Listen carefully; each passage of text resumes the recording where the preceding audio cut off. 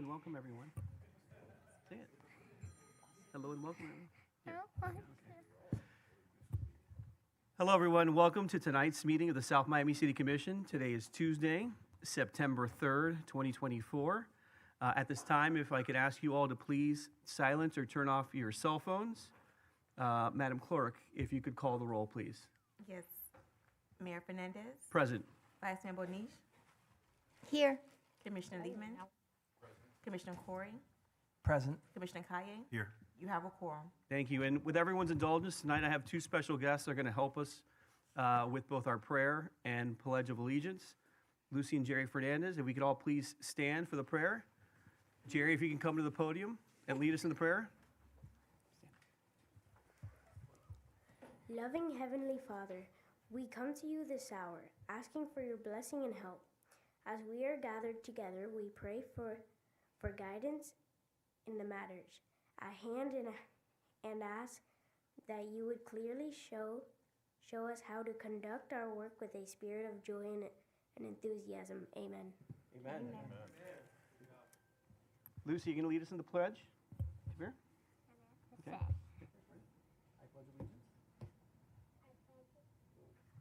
I pledge allegiance to the flag of the United States of America and to the republic for which it stands, one nation, under God, indivisible, with liberty and justice for all. Thank you. Can we get a round of applause for Lucy?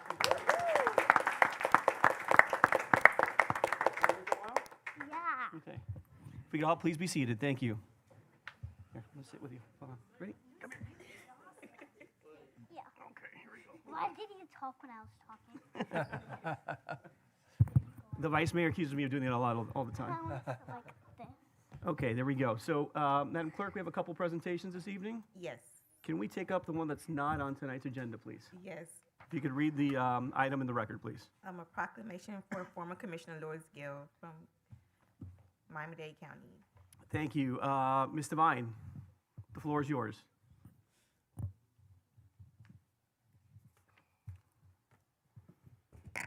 Good evening, Mayor and Commissioners. Good It's evening. a pleasure to be here. I'm Mia Devane with Miami-Dade County Mayor Daniela Levine Cava's office. Commissioner Josh Liebman reached out and had a great idea that we present a proclamation tonight in honor of former Commissioner Louis Gill.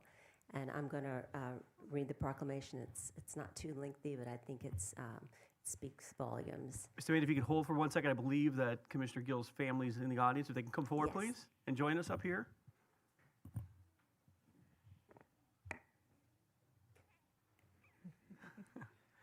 Lysandra, it looks like you're on your own. Good evening. Thanks for being here.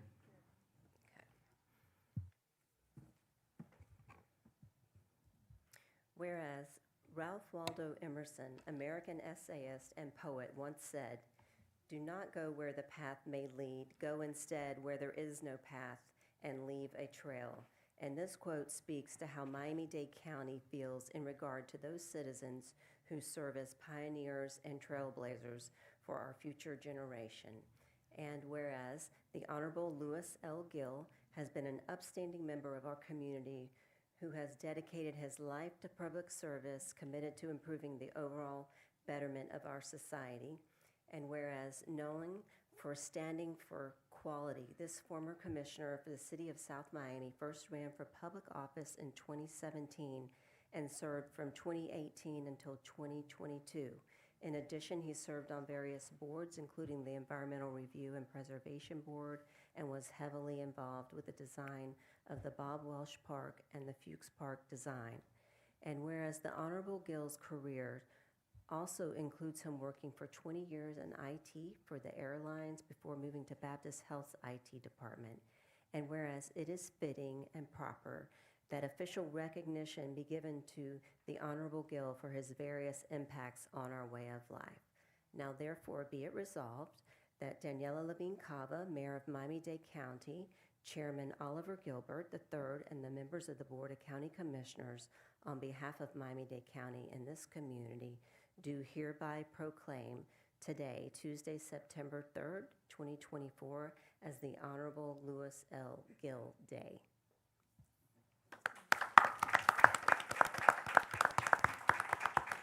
Commissioner Liebman, would you like to say something?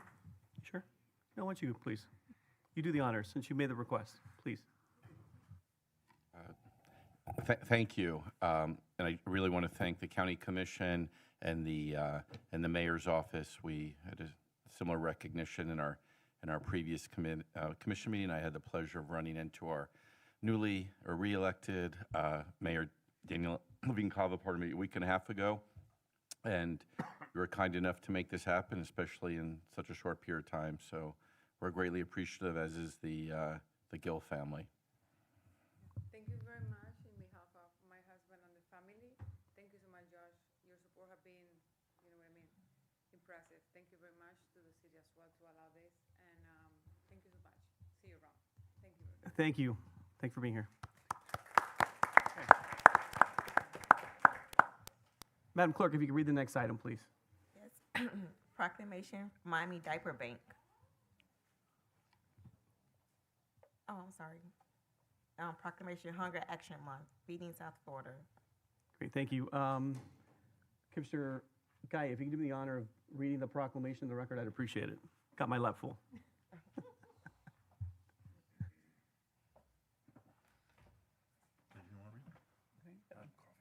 Oh, yeah, no worries.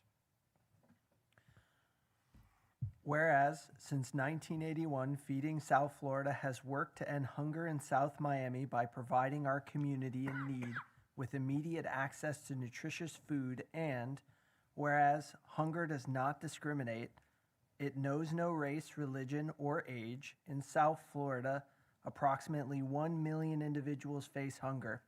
Food should not be an impossible choice for the community of South Miami. And whereas Feeding South Florida leads hunger and poverty advocacy efforts in our community while transforming lives through innovative programming and education that provides economic growth and overall well-being. And whereas City of South Miami is therefore committed to supporting Feeding South Florida so that together we can achieve a hunger-free South Florida. Now, therefore, I, Javier Fernandez, Mayor, along with my colleagues in the City Commission, Vice Mayor Lisa Bonich, Commissioner Josh Liebman, Brian Corey, and Steve Kaye, do hereby proclaim September 2024 as Hunger Action Month. In the City of South Miami, Florida, I call upon the good people of the City of South Miami to join me in supporting Feeding South Florida during this month of action. Thank you, Commissioner. Is there anyone here from Feeding South Florida? Please come forward. If you could share for the benefit of the public your name, your address, and a little bit about the mission of the organization. Sure. Thank you. Good evening. My name is Carmen Urunaga. I am the Director of Health and Wellness at Feeding South Florida. I live in Weston in Broward County. Thank you on behalf of Feeding South Florida. As you said, September is Hunger Action Month, a powerful nationwide initiative uniting us in our mission to end hunger. This September, let's focus on raising awareness of this critical issue, driving meaningful action and inspiring enduring change. Every gesture matters, whether you are volunteering, advocating, hosting a food drive, or simply sharing a meal. Each effort brings us closer to our vision of a hunger-free South Florida in which families have transitioned from dependency to self-sufficiency. When we nourish people by providing access to nutritious food, we nourish our entire community. Feeding South Florida serves 25% of our state's food insecure population. That amounts, as you said, to about 1 million of our neighbors, 500,000 of which are children and seniors.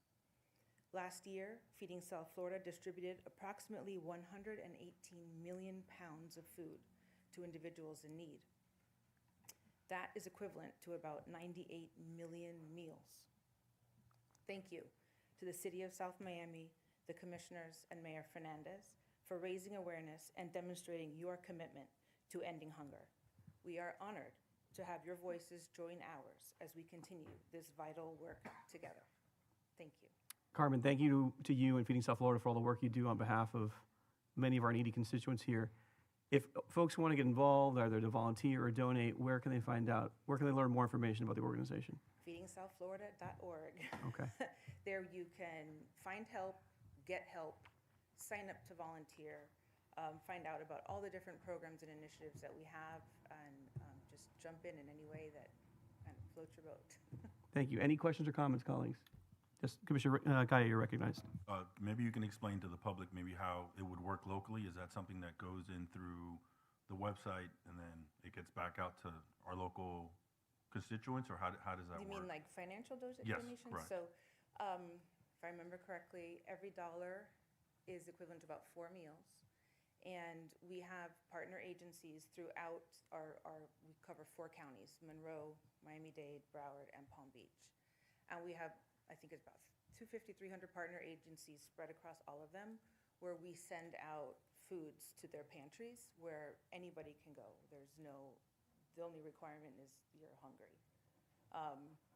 We also have programs, I want to say, right now it's in Miami-Dade County for homebound seniors, where we home deliver meals to them and grocery boxes.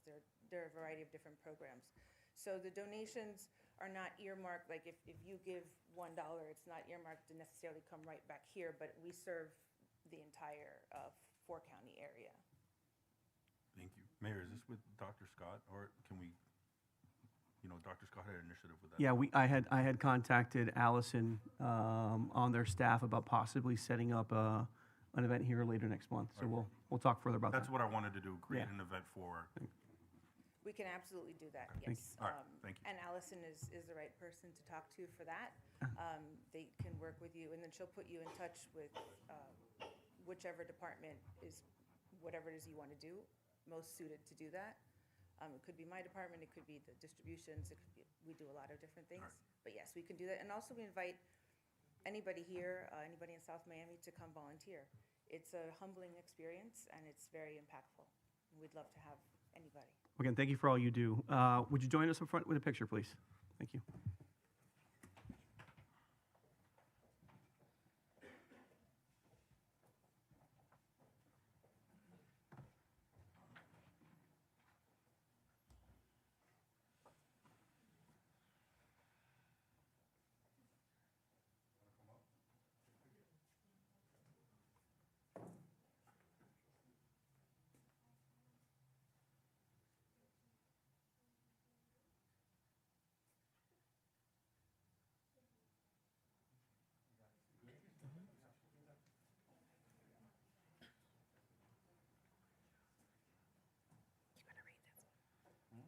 Are you going to read this? Are you going to read this? So before we move on with the presentations, we've got one special presentation. My goddaughter wants to share a joke with us. So before she goes and gets home for her bedtime, you get a parting joke. Here you go.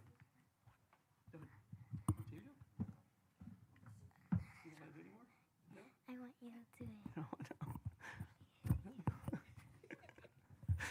We'll do it later, okay? Let's say goodbye to everyone. Bye. Goodbye, everyone. Fun being here? Yeah. Bye, Lucy. Okay, give me a hug.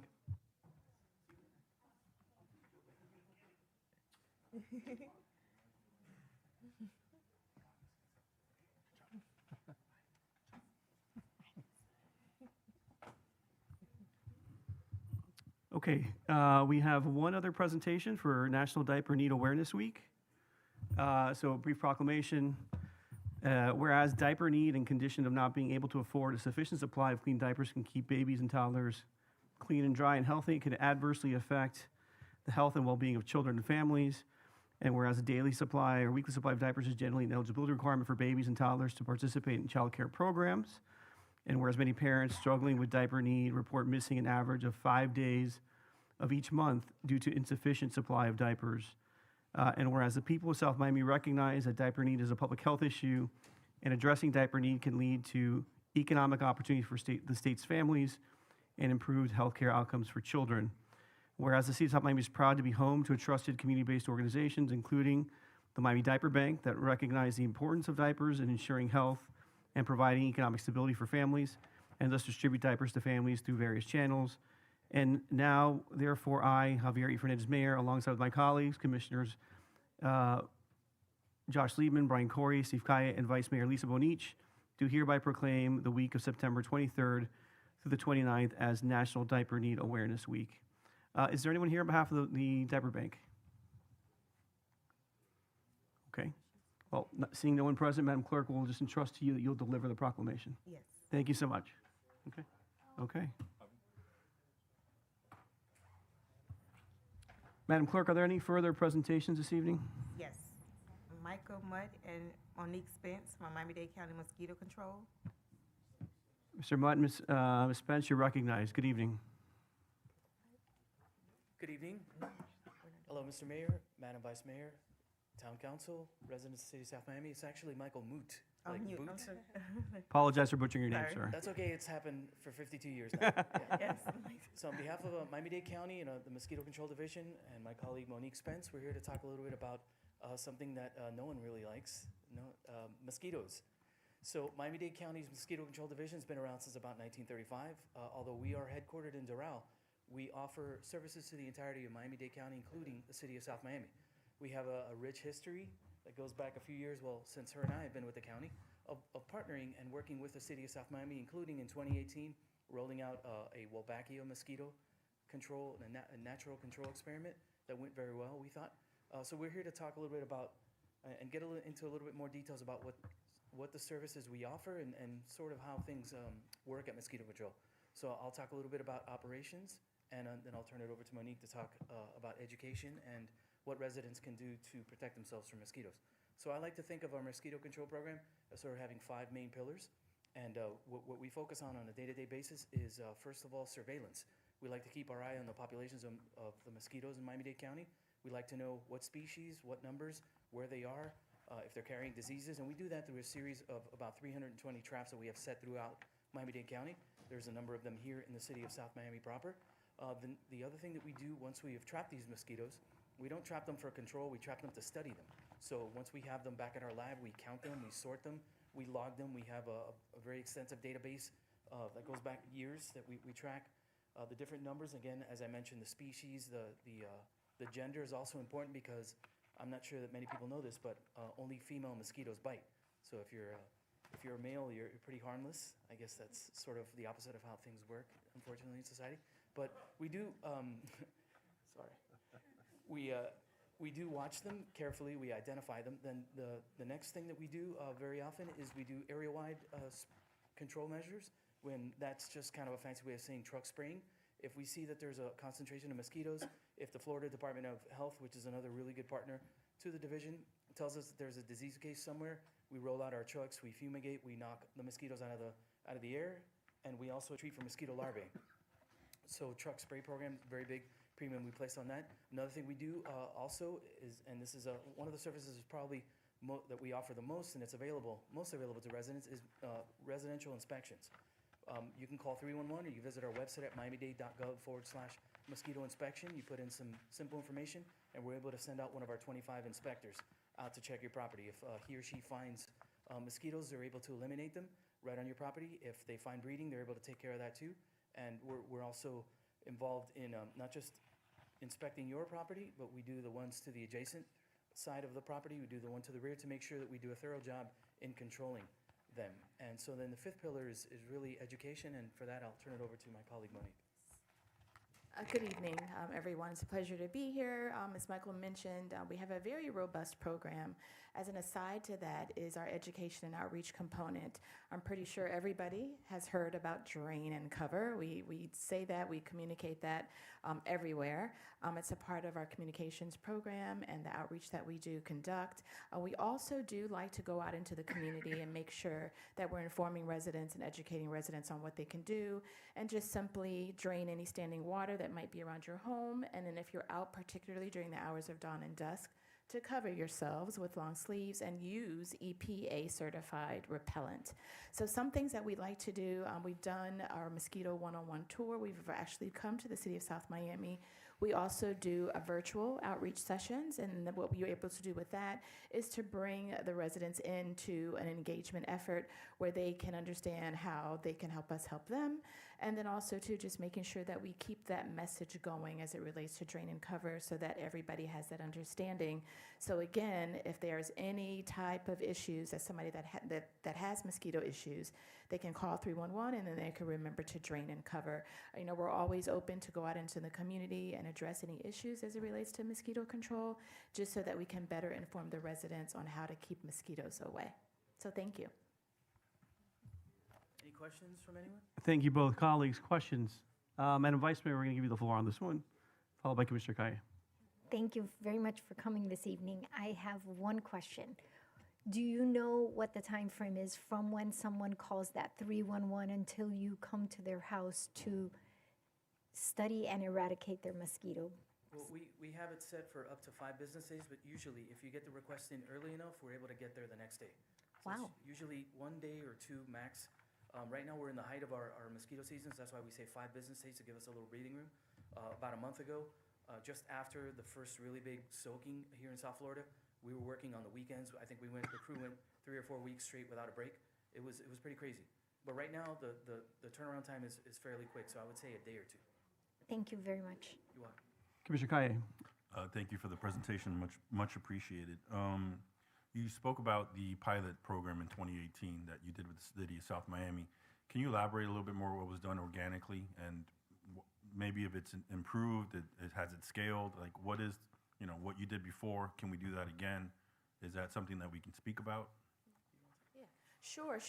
It was a very successful program. It was just for a couple of months. It was a pilot program. The one thing about Wabaka is that it's a very expensive initiative.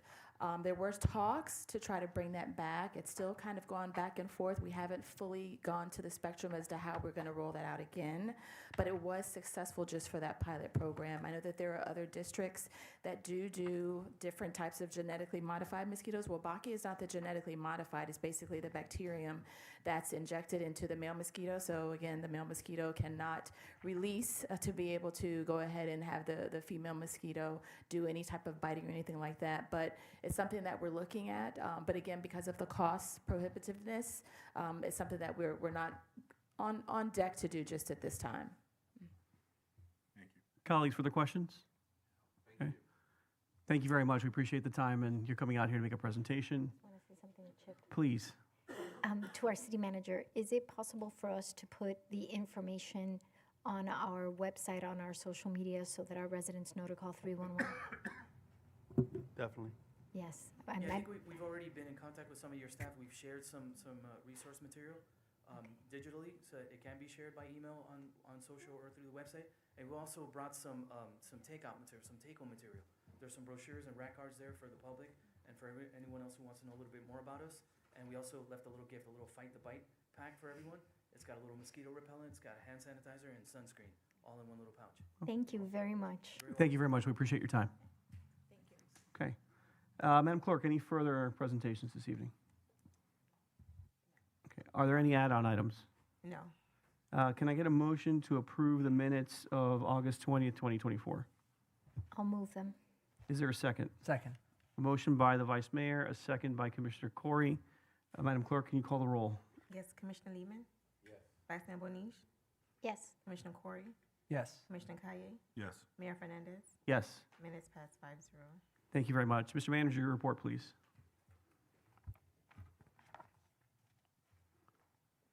Madam Manager, good evening. Good evening. Thank you, Mayor. Some event updates. Grandparents' Days, we have September 6th at 10 a.m. at the South Miami Senior Plaza. There's going to be a DJ, raffle prizes, wellness checks by Miami-Dade Fire, manicure, chair massages, food, a bunch of fun things. So come out to that. Our next OMI Second Saturdays is September 14th. The theme is Disco Night. Wear your bell bottoms. As part of Plus Urbia's placemaking and urban design study, there will be a workshop open house on September 12th that'll give the public the opportunity to see everything Plus Urbia has been working on, as well as an opportunity to participate in a workshop on how the branding is going to look moving forward. So that's 6:30 to 8 p.m. September 12th right here in Commission Chambers. The public can RSVP for that on our website or on our social media. There's a QR code. That's the manager's report for tonight. Thank you, Madam Manager. Colleagues, any questions of the manager regarding the items on the report or any other items? Okay, seeing none, thank you very much. Thank you. Mr. City Attorney, your report, please. Thank you, Mayor. Just one quick update on Lot B. You had asked us, I want to say July 2nd, you had asked us to speak to the owners adjacent to Lot B to see if they had any interest in participating in the RFP. We have had some very preliminary discussions. Unfortunately, there are some other things at play right now where we won't have clarity on anything until late September, most likely. So if you are still interested in gauging whether they would want to be part of this, this would probably be an October item. Okay. Back to you. I appreciate the update. Colleagues, and particularly Commissioner Liebman, since I knew you were championing this item, do you want to share some thoughts on what your preference would be, or? My preference and what the commission's preference would be, I'd like to go and put an RFP, though it sounded to me it should have come, this also should have come at the beginning of, we're really a month late on this item, right? Given the original. Yeah. Okay. And, yeah, it sounds, this isn't the private sector, it's government. It sounds great in nature, it's well-intended, but for the city to represent potentially 2 private owners as well, I think we should, and our property, that would benefit the center prop, well, ultimately the city, but the center property the most. Yeah, I think we should go on our own and do it, and we could, it certainly could notice that the other 2 properties are on the market as well, and leave it up to private sector to put an assemblage together. Because I don't know how the city's going to represent 2 private landowners. Okay, so do we want to give direction to bring this back as an agenda item on the 17th for adoption? I don't believe we adopted or moved the prior item, correct?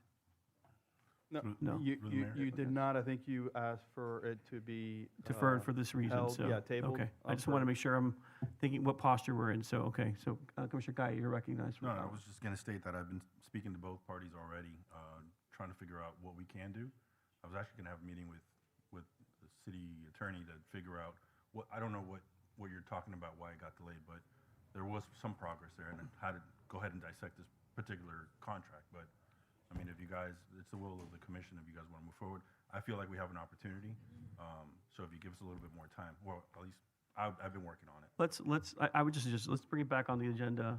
Conversations can continue. Okay. We'll see where we are at the 17th, and we can take action at that point in time. Okay?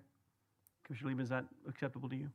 Shirley, what is the interest of the commission that the city would represent the city's property as well as 2 other private property owners? I think the purpose of the conversation was to see if they wanted to include themselves in a joint disposition. That was Right, I get that. Assume they said yes.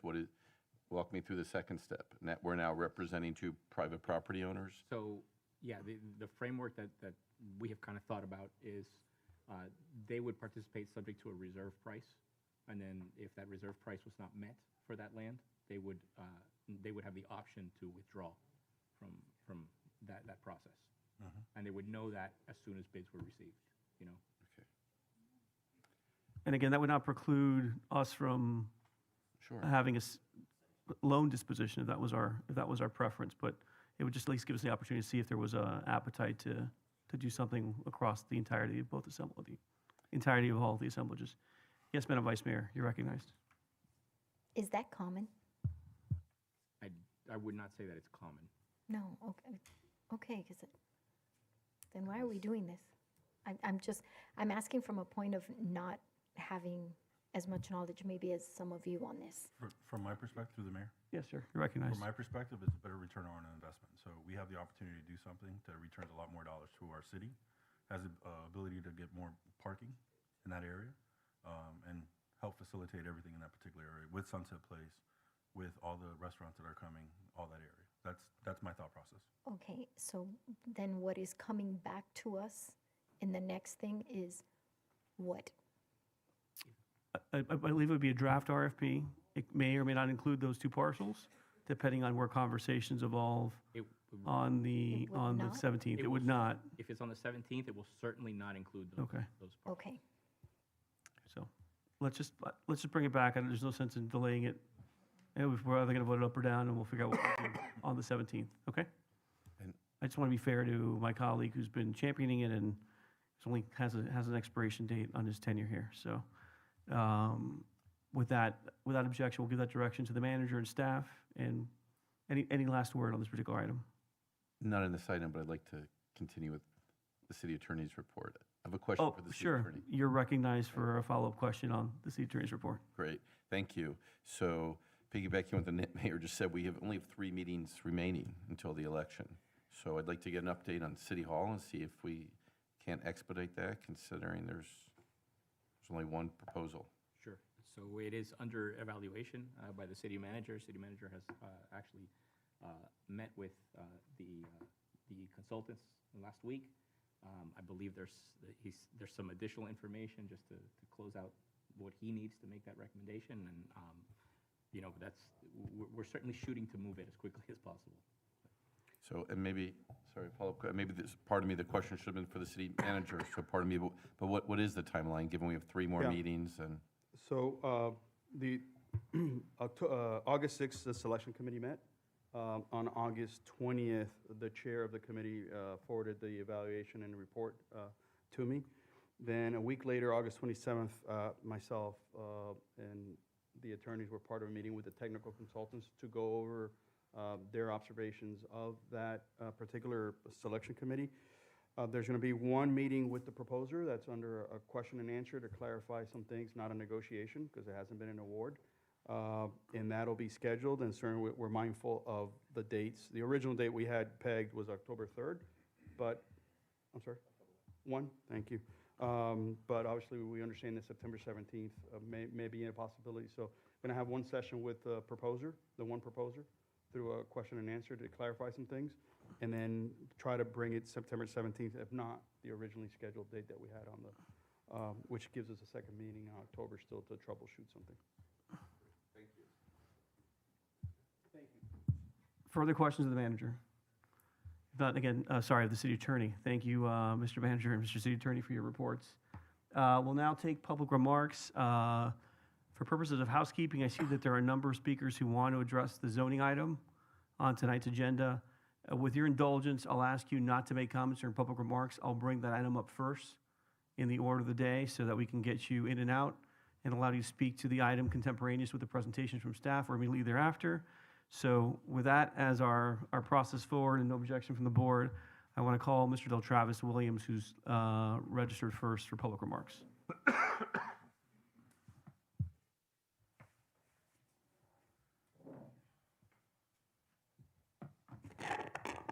Good evening, sir.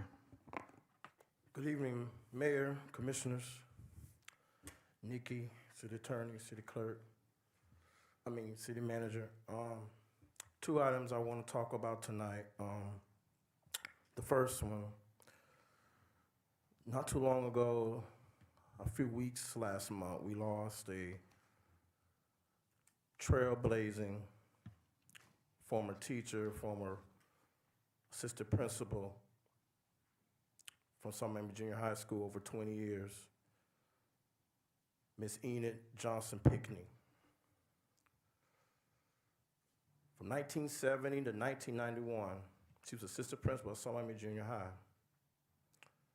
She covers from my mother's oldest sister all the way to my mother, and then from my oldest cousin all the way to me. So she taught at least 3 generations of kids in South Miami. I know Nikki remembers her. Ms. Johnson was a good lady, and that's an understatement. She was an excellent lady. And I'd be remiss if I didn't talk about, at least mention her tonight, with Mr. Ward being behind me. Those 2 really were involved in this community for a very long time. And we buried her a couple of weeks ago. The second item I want to talk about tonight, street lights. My street, 62nd Street, has to be the darkest street in South Miami. What I mean by that, from 59th Avenue to 62nd Avenue, it's completely dark. There's 3 lights on the whole street. 1 street at Miss Palmer's house. 1 street at the end of Marshall Williamson that doesn't work, behind lots of trees and bushes. And there's 1 at the end of the street that does work. We have a sidewalk all along 62nd Avenue, I'm sorry, 62nd Street. Sidewalks are dark at night. With it being dark at night, I don't walk on them, I walk on the street. And I mention this because it's a hazard for us who like to walk on the sidewalks who can't, so we're forced to walk on the street where we risk getting hit by a car. I would know this because it almost happened to me on a few occasions, because I walk to the dollar store a lot. So, not just my street, 62nd Avenue, from 64th Street to Miller, is dark at night. There's lights all along on that street. They haven't been working for months. I put it in the app, no action has been done. 64th Street, from 59th Place to Red Road, completely dark at night. And I know it's because I go that way to walk to the Metro Rail every morning, 5 days a week. Mr. Reynolds, I'll give you more time. I just wanted to ask a question to the manager, if he can clarify for me. I would imagine 62nd Street, the lights on that street it's a city street, it's our responsibility, so we'll make sure to follow up on those. On 62nd Avenue, are those street lights under our care and management, or are they part of the county's infrastructure? Have to be reminded. I'm going to ask Lean John to remind me if it's Thank county. you, Travis. I just want to make sure, so when we're, Miami-Dade County, okay, so, 62 Ave. okay, so, but John, can we follow up on 62 Street at 64? Perfect, okay. 64th Street is yours. It's our street as well, yes, absolutely. So I just wanted to note that so we can get our And they staff to haven't been address. working for months. So 64th Street from where to where, just so we From clear. 64th Street, from 59th Place, where Madison Square Apartments are, all the way down the Red Road. It's completely dark.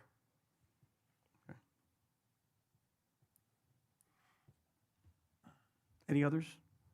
Okay, If we can get those fixed, it will be greatly appreciated. And Thank I'll you. feel safer walking at night. Thank and you. Del Travis, you've got my cell, so text me if you don't see any progress as well. Okay, appreciate you. Will do. Okay. Next on the list, Mr. Dick Ward, please.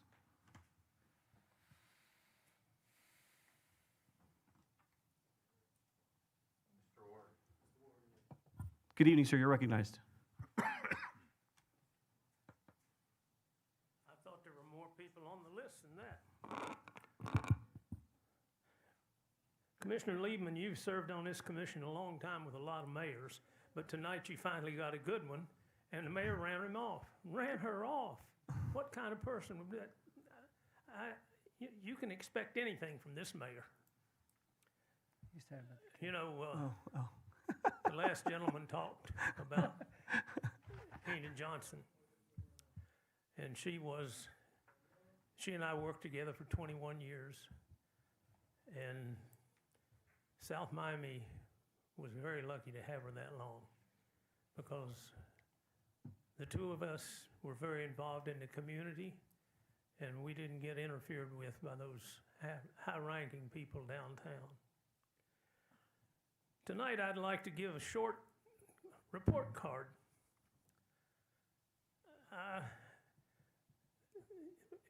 You as a commission have accomplished a few things of which I don't agree with, but you need to have recognition for it.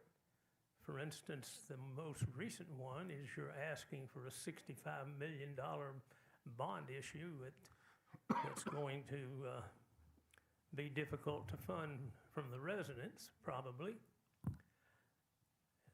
You increased the height of buildings in South Miami, maximum to 30 stories.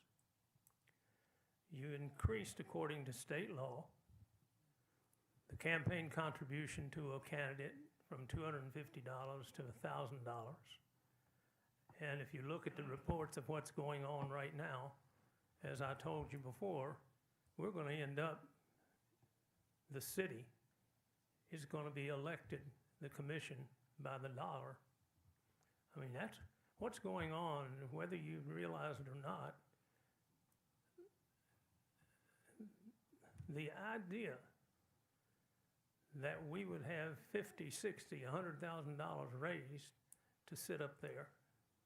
Ask Liebman how much he spent the most while he was there. Wasn't very much.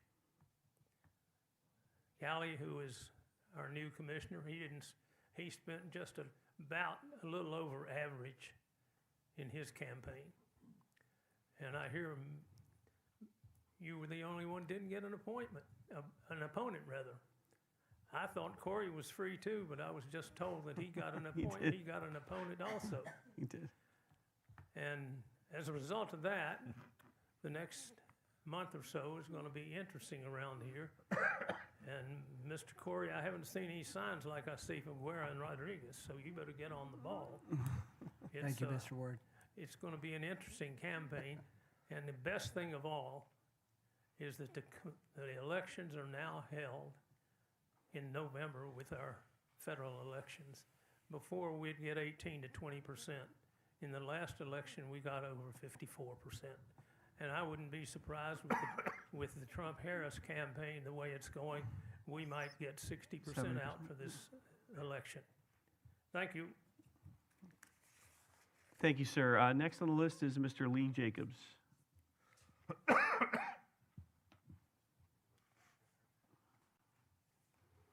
Mr. Jacobs, good evening. Good evening, you all. Commissioners, I grew up in Detroit, an industrial city, and a huge Ford plant was there, and it paid all the taxes. Taxes were very low.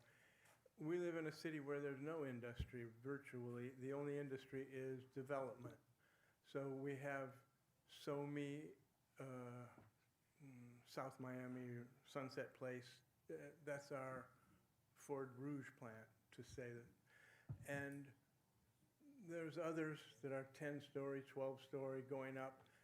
And what I'm questioning is, why are we having to raise taxes with those huge buildings, the number of people increasing? And the question is, how could we not have enough money to do what we want? We're, in essence, what it looks like to me is we're paying now for their development. So we're subsidizing them. That's what it looks like to me.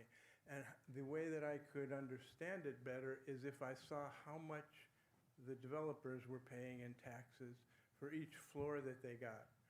I know that when I was on the planning board, we gave the Winn-Dixie property permission to build another story if they would put in a bicycle washing station and bike racks. I thought that was ridiculous. They're making so much money for a whole floor. What are we getting out of it? So that's the secret that I want you to reveal. How much money are we going to get in taxes from all those extra floors? It's increased our density, so the streets are crowded, the air up above those buildings is crowded, and they all have to empty out onto our streets. I've been asked, why do you care that it's going up 30 stories? Because I live at the far end of the city, but that's not that far. It's the streets, it's the money, it's the confusion that we've created. And we're building it, and then we're building the infrastructure. We're paying for the infrastructure, and they're running away with the money and running away with the profits that we don't get to hear about. The shops at Sunset Place made a deal when they left. They went from 3 to 4 stories to 20 stories, 18 stories, 16 stories. And then they made a deal, thanks to Mr. Bass, who was here. He got the council to agree to, I think Mr. Lieberman was on that, on that. he got them to agree to eliminating their citizens review boards. They wanted to be efficient and agile in this modern changing society so they could put up things and do things without going through citizen review. And that's what you did in November when you gave them 30 stories, 25 stories, 18, 16. You increased it from 600 units per acre to 1,486 units per acre. That's And- actually, I just want to be clear, that's Yeah. not nearly accurate. So, What is that? no, it's 150 units an acre. 150. And they have 10 acres, which is why they're proposing they can propose as much as 1,500 units. So, again, I take no issue with some of the other things you're saying, but I just wanted to put that factoid into the record. Okay, that's a good fact to know.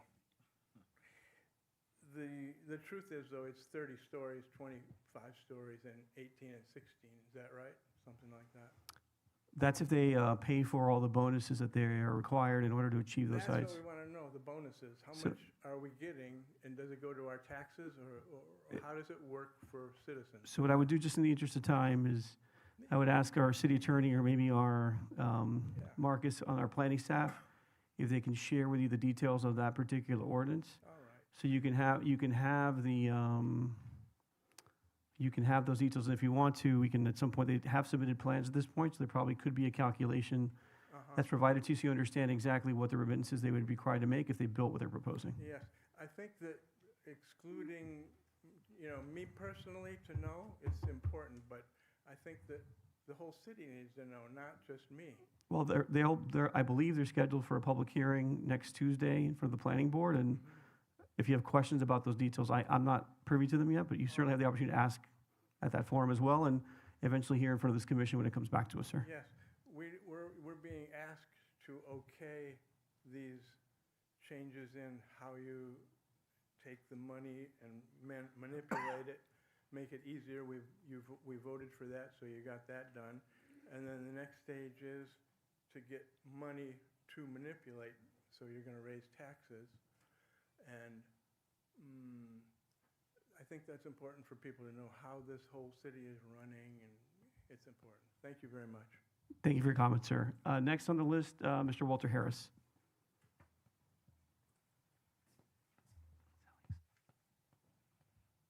Good evening, Commissioner. Kids. I just want to, first of all, thank you for at the community center, the basketball court being dedicated. That is really, really good. Secondly, I originally planned to come here and speak to you about the sale of City Hall and the sale of the library. But now I find out there may not even be a sale. So everything I had planned to say, I won't say because it sounds really stupid. And with that, I will leave. I do love the shirt, sir. Thank well, you. I got this shirt because I'm a Harris. I know, it's fantastic. Jen, you're up to date. Have a good evening. Mayor Falou, you're recognized. Good evening. Good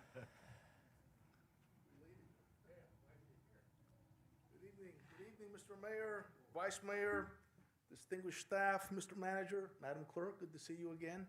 You haven't changed. I'm here to speak in opposition of the $65 million loan, but first I want to thank Commissioner Liebman for recognizing a true public servant in Commissioner Gill. He truly embodied that sentiment of public service, which we see less and less every time we turn around. And Mr. Mayor, thank you for bringing prayer back. I mean, I'd like to think that, and God knows we need more prayers. So in light of by the way, I'm a 34-year resident of South Miami. I served on the commission for 12 years, elected 3 times as mayor. And I bring this up because I have some experience in finding money. Okay, you're putting out, I think every resident in South Miami has no doubt received a flyer by your PAC, your Political Action Committee, which shows you, the Vice Mayor's likeness, and Mr. Corey, and Commissioner Gaye, and Commissioner Corey. Yes. I don't see where the taxes, who pays for the bond? It's a loan. I don't see that part. That part is missing in that slick flyer and advertisement that we see. Perhaps the distinguished Mr. Manager, Chip, could tell And us. Mr. Mayor, just to, by way of information, it'll be on the next set of flyers when we have Oh, okay. the good. election in November Good on to that hear, question. Because there is a tax increment there. Now, along those lines, what I was saying is that when I was on the commission, each commissioner was assigned to lobby a certain county commissioner, state representative, or a congressperson. I remember lobbying Congresswoman Ross Lectonen, the mayor of the county at the time, and it didn't matter what party affiliation it was.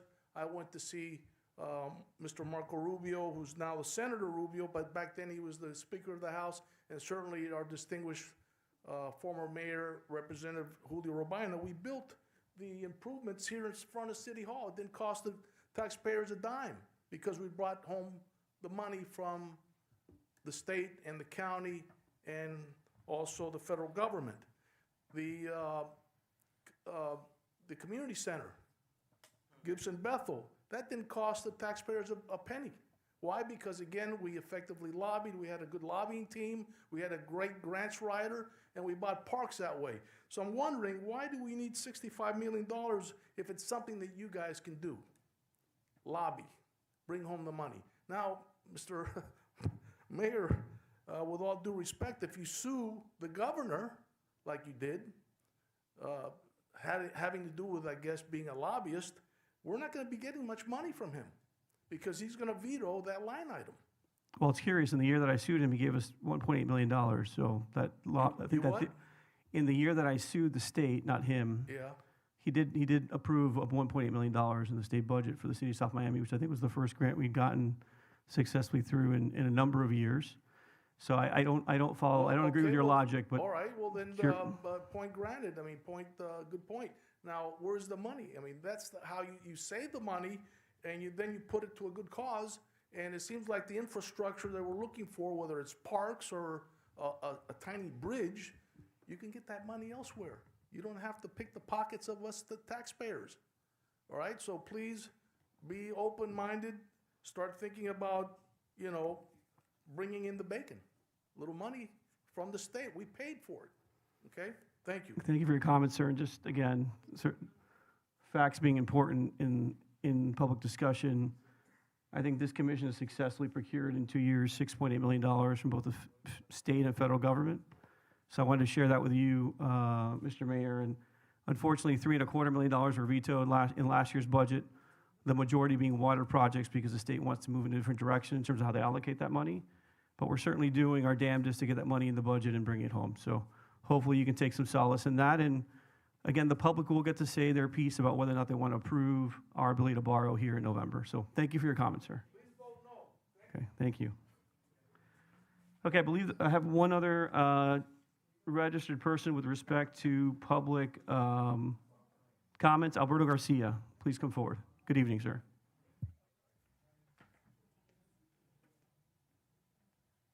Hi, good evening. Well, first of all, I'm sorry for my English. I'm from Spain, so it's my first time in a public hearing. Good night, everyone.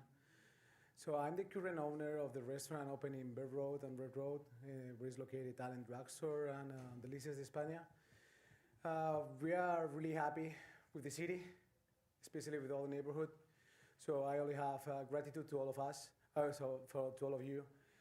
The only thing that I'm seeing right now, and especially coming from Madrid, Spain, that is a city that is destroyed by parking tickets, is that I observed that we have an issue with the tickets in the parking. Also, I have one employee that she is disabled and also get tickets when she parks into disabled parking spot that is on the 41st Street.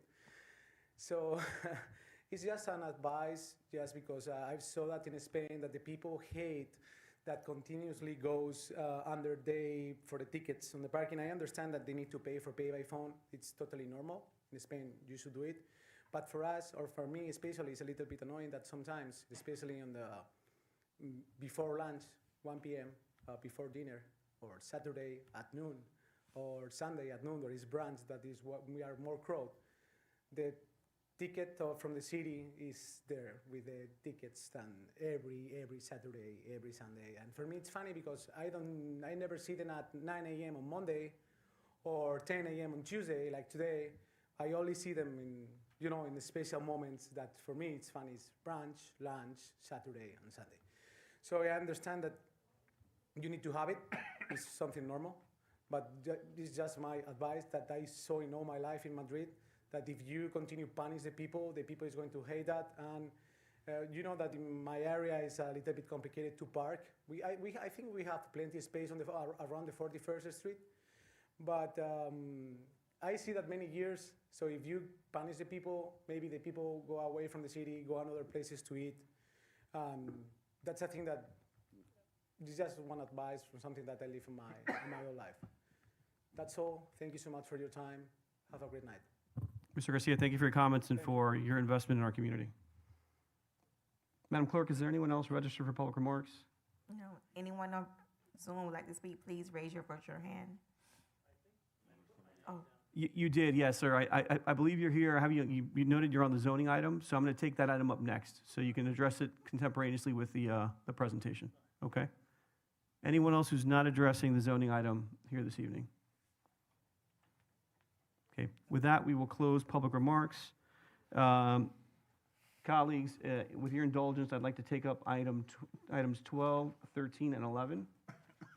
Mr. City Attorney, are there any quasi-judicial warnings that have to be read for any of those items? For number 11.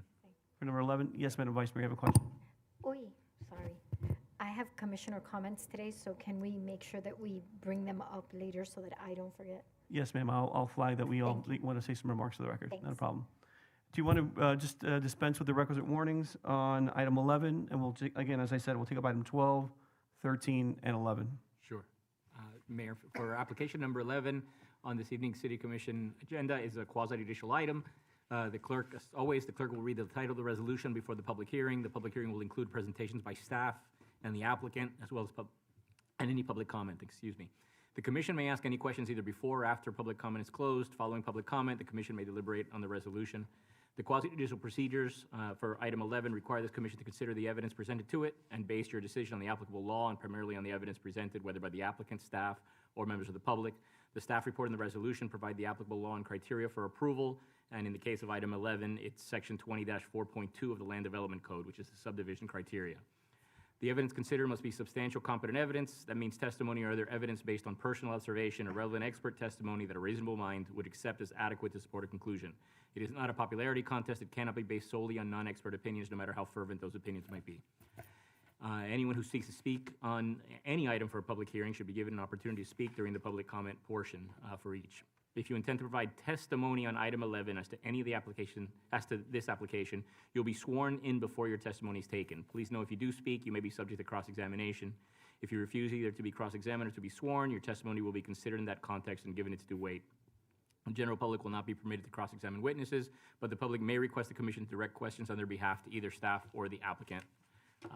Would you like to swear in the people who will be testifying on item 11 at this time? Let's go ahead, yes, please. Okay, if anyone is speaking on item 11, please stand up and raise your right hand. Do you swear or affirm to tell the truth, the whole truth, and nothing but the truth? Thank you. And Madam Clerk, can you confirm on item 11 that the advertising was provided? yes. Thank you. And would you like to make the ex parte disclosures at this time, or? Just go ahead and dispense with it if we can. I have nothing to report. Does any member of the commission have any ex parte communications with the applicant or any member of the public on that item? I do not. No. No. Record reflects that everyone said no. Thank you, Mayor. Thank you, Mr. City Attorney. If we could have a presentation from staff on item 12, and if you can read that item into the record, Madam Clerk, to start. Yes. Item 12, an ordinance of the Mayor and City Commission of the City of South Miami, Florida, amending Article 8 Transit Supported Development District to modify applicable development regulations, providing for corrections, severability, conflicts, implementation, and effective date. Item 12? Thank you, Madam Clerk. Yeah, it should be the TSDD. Mr. Alvarez, good evening. You're recognized. Good evening, Mayor and Council. Tonight we have the first reading of the Transit Supportive Development District. This is the text amendments for the the entire zoning district. Before we go forward, I like to go through our schedule. We've been on a long schedule of many pieces that fit together for the schedule of the entire zoning effort. We are now in September. We have gotten the TH18, or the Townhouse Ordinance, pushed through on the text amendments. We are in the process of the Land Use Plan Amendment. As we stand here tonight, we have gone to the Planning Board with the TSDD, and this is a very substantial text amendment. After tonight, it's not technically part of our zoning process, but it's such a big project. I mentioned it, the Sunset Place large-scale development will go to the Planning Board later this month, actually next week. In October, we will continue on Sunset Place, and we will start the last of our new zoning districts, which is called Neighborhood Mixed Use, which is a transitional small-scale mixed use. Again, only text amendments. In November, once we've got all of our text amendments through their process of Planning Board and 2 readings, and also we will at that time, we anticipate having the text amendments for the comprehensive plan done.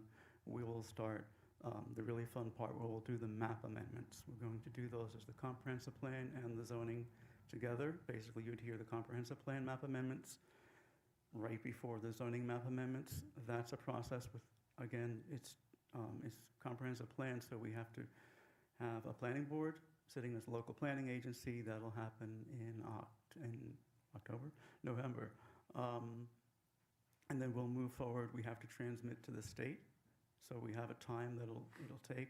That's actually a bigger amendment process, not in paper, but it will typically take longer because concurrency becomes much more important with the map amendments. That will all come back December, more likely January. We'll do the second reading of the map amendments.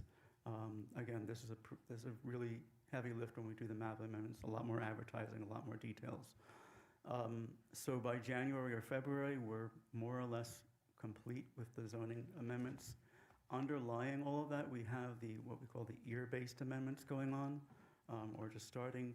It's the evaluation and appraisal report. So the city in this year, it's actually fortuitous, but again, it adds to the workload in a lot of ways. We have what's due is called the EAR-based amendments. It's the entire comprehensive plan. This actually does tie in because there are a number of things that we see doing this process that we should amend through those amendments that would be in other elements of the comprehensive plan. So by March, approximately March, April, we're kind of done. It's a lot of pieces, and every time I come before the board, I try to update that chart and make sure we know where we're at. It does move at times.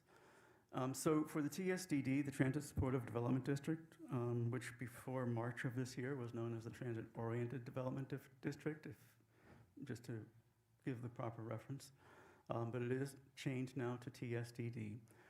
We have the same guiding principles that we've had for the entire zoning process. We are trying to increase the flexibility of the zoning code for the market response. We're here to build a downtown and redevelop it.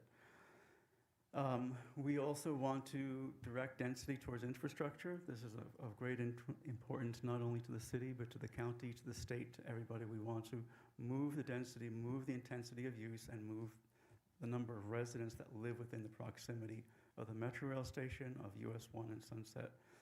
That Four Corners is the sort of the heart of it all, and then we want it to spread out from that. So everything here is done to bring everything together to that central spot. We want to respond to the housing needs. We have a great need for not only market rate housing, but also affordable and workforce housing. Of course, we do not want to damage in any way what makes South Miami a great city, so we want to establish that all of this happens. We are increasing a lot of intensity and density. We want to make sure it transitions properly to the neighborhoods. The neighborhoods are what made the city great. They'll continue to make the city great. And finally, simplicity and predictability. Very hard things to do in a zoning code, but we do try to make simplicity in terms of having a lot of tables where words would be normally. Simplicity also means that we make a simplification of what the rights are for every property. So we're trying to take as much away from administrative decisions and have it on paper. Sometimes it looks like it's not simpler because it takes more paper to do that, but we want to make everything to be pretty much, this is what you can get. You have a wide range of uses, a wide range of things you want to do on that property, and you don't have to wonder. And that puts the city in a much more competitive position so that somebody doesn't look at our zoning code and say, I can't figure out what it is, I don't know what my rights are, let's look in Coral Gables. So simplicity, predictability are two key aspects. One of the things that we did in TSDD was we added residential density limits. So for 7 years, what was known as the TOD district had no maximum density. It had a minimum density, residential density of 50 units per acre, but it had no maximum. And the idea was that it was all based on form. So we have a certain height, we have a certain way a building can fit into its envelope, and we would depend on those to create a density envelope. What we had with some of the prior approvals, the SOMI Park was something like came in at 149 units. Across the street, 6075 came in at 196 units per acre. So we knew we were kind of hitting 150 to 200 units an acre. And we felt that we should reflect that as still having a maximum, because there are a lot of things that are very important now. We have not only the need to just kind of establish this for our concurrency purposes and knowing where we're going. We have plenty of density, but we also have a lot of preemptive issues with Live Local. And even though we can steer clear of them in a lot of ways, we never know what's going to come forward next time around. So it just seemed to be a safe thing to establish a density limit overall. And the density limit is it's been based on pretty much what's already come in, so we feel pretty safe that we're not, on the face of it, taking any rights away from anybody. So we do have a density limit, and it's in section, I'm just going to go, I don't have the sections on the slide, so it's in section 28-8.4B, paragraph B, and it's been added there. We had to create, as is now, you have a TSDD ordinance, you have a map, and you have different districts, the MU4, which isn't used, the MU5, the MU6, there's parks, there's public and institutional. And there's the public and institutional has almost no regulations. MU5 and MU6 are pretty much the effective sub-districts. We had to keep the sub-districts because there are a lot of rights that are tied to those. And what you see here is a map of the sort of, and I know the colors can be difficult at times, but we have to use this sort of pink set of tones for mixed use. The dark pink is what is now called the TODA, the Transit-Oriented District area, which comes out of Live Local language that we're using. And that's basically the area that will be the most intense, have the most variety and most intensity of uses, is closest to the Metro Rail station. The height is no longer tied to this with bonuses, but the height without bonuses will be 8 stories. As you go to the lighter pink area, and again, we're moving away from the station area, but we're still within the downtown, we're still in the walkable area. We have the area that's called the TSDA sub-district, which is a little lower. It's the 8 stories. It would be something like the MU5, like the MU6 that you have now. Again, bonus heights are controlled elsewhere. Again, it's almost as intense, almost as dense, but it's missing a few of the uses, so it doesn't have the light, we don't have light industrial uses, it doesn't have the artisanal uses district, it doesn't have the sort of boutique automobile uses district. Uses, I'm sorry. And then as we go out further, that sort of salmon color is a new district, and it's actually not effective until we remap the whole zoning map. But that is all the outlying areas that interact with the downtown, but they should be buffer areas that transition from the more intensive uses to the neighborhoods. So those salmon colors are what's called the TSNA, or Transit Supportive Neighborhood Area. It's limited in height, no bonuses, only residential. So those are the area. moving around. And again, this is the transition as we move out, not just in height, but in the intensity of use and all of the other things that would go with that. And again, respecting that at the edge, we're always going to have residential.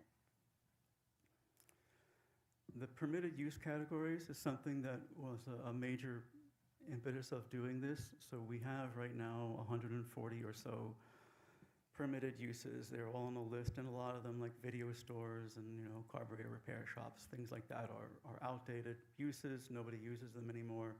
There are always uses that the planning director will find that people come in and they want an opinion on use, that it just takes time. Again, it's one of those things that you don't know if you can have that use, so you have to go ask. We wanted to make it so that if you have a use and it's something in the normal range of things, but it might be new, it might be something that's retail, it might be a cross between retail and food. It may be a retail that serves some food or has a bar or wine tasting room. All these things usually aren't in the zoning code and aren't in this one. So we want to allow those uses without anyone having to come to ask. It not only makes it easier for development, but it makes it easier once development is here. So if you're the property owner, if you own the property and you have a cell that goes empty, you don't have to ask before you allow a new tenant in. You just know, here's a list, it's in this category, I can do this. And so that's what we did. We took everything and put it into categories. There's a table of the categories, and it's in section 20-8.5. Now I know the table has a lot of words in it, because once we reduced everything to categories, we have to have a lot of words to explain all the unintended consequences and what we don't want. So to sum it up kind of in a nutshell is, we are very careful about allowing uses near any kind of neighborhood, facing a neighborhood. So there's a lot of things that become a special use when they're facing a neighborhood. Not that they should, because we've zoned it in a way that won't happen, but there's a few places.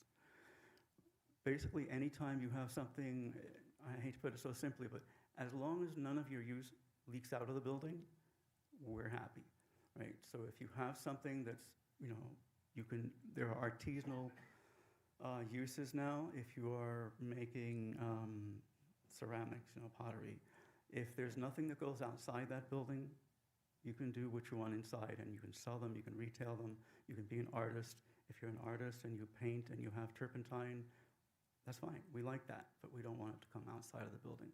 So a lot of the table that's in the code explains all the things that you can't do in each category, that you mustn't leave the garbage outside, you must keep the door closed, and so forth, things like that. So I know the table looks long, but it's actually much simpler. So you just look to see if you fit into a category, what sub-district you're in, and that's the way it works. So what we did here is in the TSNA, which is the neighborhood area, the area at the edges, it's residential, and the only thing that's allowed is residential and live work. Then as you move into what was before like the sort of light pink area, the TSDA, or the Transit Supportive Development Area, which is more or less the entire downtown except the core near the station. Almost everything is permitted except for warehousing and storage. And then again, and also limited automotive businesses. That's a special category I'll get to on the next slide. And then the transit-oriented development area, which is the core right near the Metro Rail station, includes Progress and Commerce Avenues, everything along the tracks. It includes, in fact, City Hall and for lack of knowing the street address right off the top of my head, where the tire store is across from Sunset Place and the next block below it, are all in the TODA, and they have the most liberal range of uses applicable. Along with the new use, with the use categories, we added 3 categories that are a little bit something different. And again, this is for, we want to create an economic resiliency. We know retail and office are they're not falling apart. There's no bubble breaking, but we know prices are getting a little soft. We're not really sure. A lot of retail turns over very fast. So we want to build in some uses that can be uses that are good alternatives, that are still business, and more to the point, they're businesses that might be owned by proprietors that are in the area, or even better yet, South Miami. So one of the first ones, and this is more or less in the zoning code, we call it artisanal occupations. We allow artist studios because we like art, but artist studios are basically industrial uses, and what really makes them different is that they're small. The scale is small, it's one-off items, or maybe a limited production kind of item, but we don't have factories. That's really where we want to go here. So if you're an owner and you want to build something, you don't have a lot of people in your shop, or you want to make art, or you're a jeweler and you're smelting gold and silver, whatever it is, you can do this in this area. Small shops, 4,000 square feet maximum.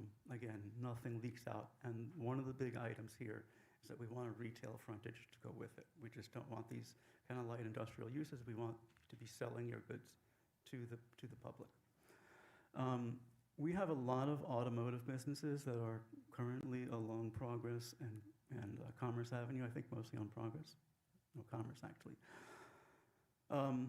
Most of those will become legally non-compliant, but we do recognize that there's a type of automotive business that a lot of cities have, and they integrate very well into a more downtown area, and it's these sort of boutique automotive uses. They are not, the main thing here is that there's no outside inventory. It's not the Ford dealership or whatever with lots of cars out in the front. It's a store, and it may be very high-end automobiles, it may be builds, it may be, a good example is motorcycles have had this kind of concept down for a long time. They have, a very boutique-y interior, and they sell their motorcycles, but they're all inside the store. Nothing's outside. So again, it's like a storefront, but we're allowing this sort of automotive use, very limited type of automotive use. And then lastly, we do have warehousing and storage, which we were going to initially just not allow at all, but then we realized that there may be a number of businesses that do need to have some kind of warehousing and storage within their building. We would allow it as long as it's an ancillary use. So those are the 3 additional uses. Mr. Alvarez, just if I may interrupt, I apologize. On the last slide, we can go back for a second. I'm just curious, in this suite of uses, would something like a collector's suite be permitted? Could include someone who collects wine or art or automobiles, right? Yes. So those would fall within these permitted use categories we're discussing here? Correct. Okay. If you're back in the day, the Stoikoville, if you were familiar with Miami, around 54th, 55th Street, Mark Stoiko, restaurateur, he bought these buildings initially so he could store his cars and sort of show them exactly. Okay. And they created like these boutiques out of them. It's just a very nice thing. Just glass, just windows, nothing, no garages. One of the benefits of simplifying the parking and having the parking in categories is that, one of the benefits of simplifying the uses and having the uses in categories is that we also get to simplify the parking. So a number of things happen when we have the parking regulations that we have right now, like most cities. You could have a shopping center or a building, a mixed-use building with, let's say, 10 retail cells on the bottom. You have a use that doesn't require a lot of parking, and then a new tenant, that one goes away, a new tenant comes in, and you have to say to the tenant, no, because on paper, you don't have the parking in your building. I've been planning director, I've seen this happen a number of times, and you go out there and there's a lot of parking, but on paper, they can't go in. We want to get rid of that problem. So you can always, we've learned in the past that the owners of shopping centers, of buildings, do a very good job of this. Their tenants will complain if people can't park. So they get their mix correct and they take care of their parking. So we have the parking also by these broad categories. So there's a retail category and we have a parking for that. What you're selling doesn't matter as far as the parking goes. The same with entertainment uses, the same with restaurant type or eatery type uses. It's just they're broad uses, and that's what the parking is. Also, right now we have the ability to allow an applicant to provide a shared use study. And a shared use study, it doesn't do us a lot of good in a number of ways. One is that the applicant would only look at their own building, and statistically it's kind of hard to prove that, if you have a store downstairs for, let's say a vinyl record store, 20% might be too aggressive to use for the residents above. And we know that doesn't really happen. What's going to happen is people live here and they walk to other buildings, they walk to other places. So we want to look at the downtown as a whole. So we don't really want shared use studies on a project by project basis. So the best way to do this was incorporate the shared use concept already in the parking rates, which it is. And we also incorporated the transit reduction already in the parking rates.